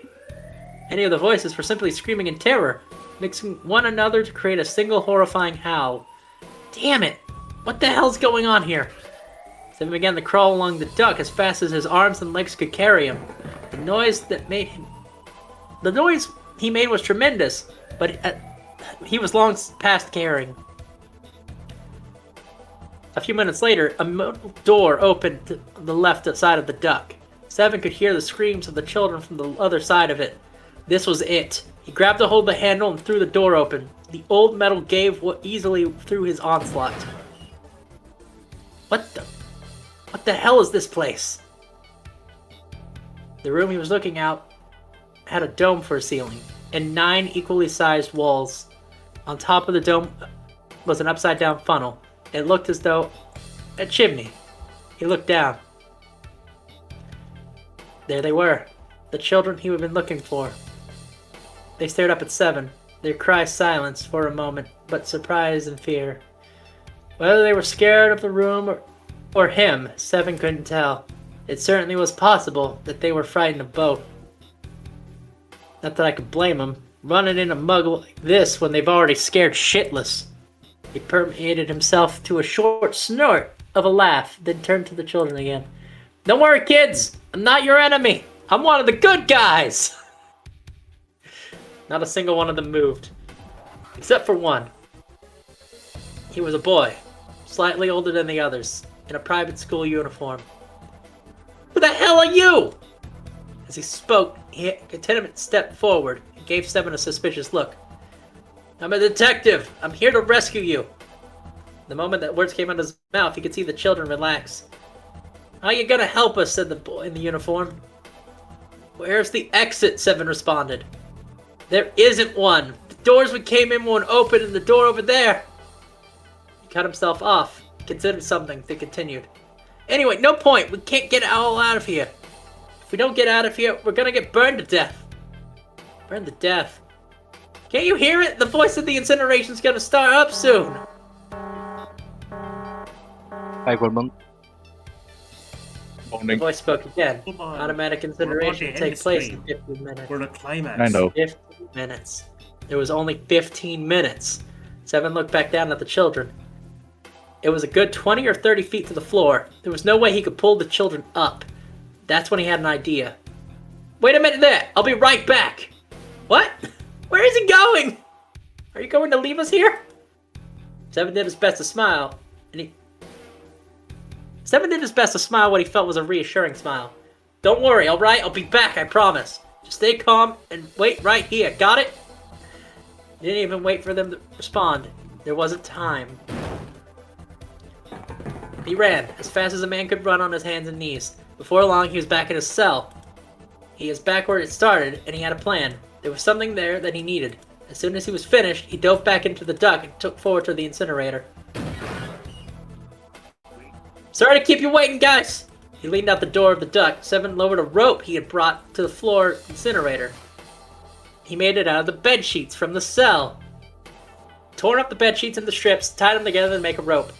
Like Seven himself, it wasn't very attractive, but it got the job done. Alright, just tie that around yourself, okay? I'll pull you up one at a time. Right. Wait, is this Seven's inner monologue?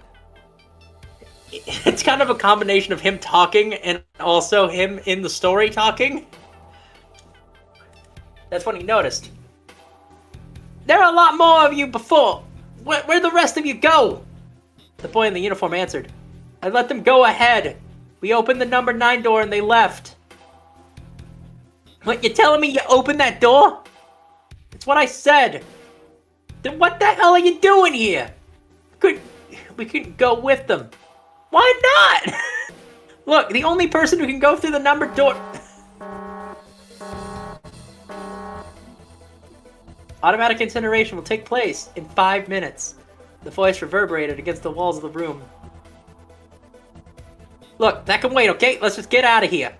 Right. Seven grabbed a hold of the rope. First up was a girl with a ponytail. Next up was a girl with a red tie, followed by a boy in a jacket who he climbed up on his own. The last one up was the boy in the uniform. Like the boy in the jacket, he climbed up the rope himself. He looked scrawny from above, but his looks implied impressive strength. He scaled the rope quickly, but he was almost to Seven. He heard the sound of someone knocking. All eyes turned to the door.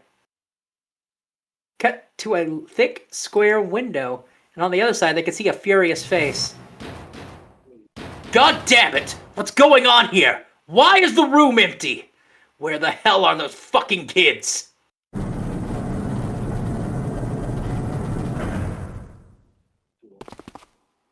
The door opened and the man stepped in, looking half mad with fury.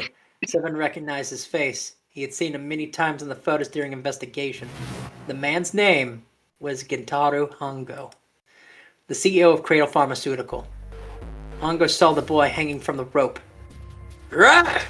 He roared like an animal and lunged from the rope. Hurry! I know. The boy in the uniform resumed his scramble up the rope. You son of a bitch! Get back here, you little shit! He was 15 feet away. 10. The moment he came of arm's reach, Seven grabbed the boy in the uniform. With a jerk, he tossed him into the duct behind him. No! Hongo had lost any semblance of control. His face no longer looked human. It was twisted into something terrifying. The visage of a devil or a furious monster. Seven quickly reeled in the rope, leaving a furious Hongo on the floor of the room, and crawled back into the duct. You fucking bastard! You won't get away with this! How dare you compromise this experiment? What experiment? Seven wondered. Automatic incineration will take place in 1 minute. Hey, old man, what the hell are you doing? Hurry up! It was the boy in the uniform. Seven tossed Hongo a taunting salute and pulled the door closed. There was no point of going back to Seven's cell, so they continued in the duct in the other direction. After 30 feet or so, another dog met theirs heading down. They nodded to one another and turned to slide down the duct. A short time later, they crawled out of the duct to find themselves in a narrow hallway. There was a door on the other each side. One of them was a normal door, but one on the right was a familiar thick metal door with black and yellow stripes on the device next to the wall. On the door was a plate that read incinerator. Then, is that where we were? Yeah. Hongo must still be in there. Looks like it's been shut off though. Wait, if he's still in there, yeah, that's not good. Seven grunted. Fine, the other door. Go out the other door, hurry! The children began to run, but Seven followed close behind them. You know, I thought this would get to a part. I think I'm just gonna end it here for now. Yeah, because I think it's gonna keep going. Yeah, I thought we would get to a little bit of a thing, but I think it's coming in a bit, and I don't want to keep us going. Next time's gonna be the finale! We're done with all the puzzle rooms. We just have to get to the actual end of the game. 2 finales coming up. Yeah, it's been a fun time. Next time we finish Danganronpa 2. Yep. So You anyone excited, who's watching, Star? thanks. Oh yeah, I'm so excited. It's been a fun time. Anyone who's watching, thanks so much for being here. It's been a great stream. I'll hope to see you next week. We got a lot of things coming up. Yeah. How do we close this? 3, 2, 1. Exit stream. Anyway, Goodbye.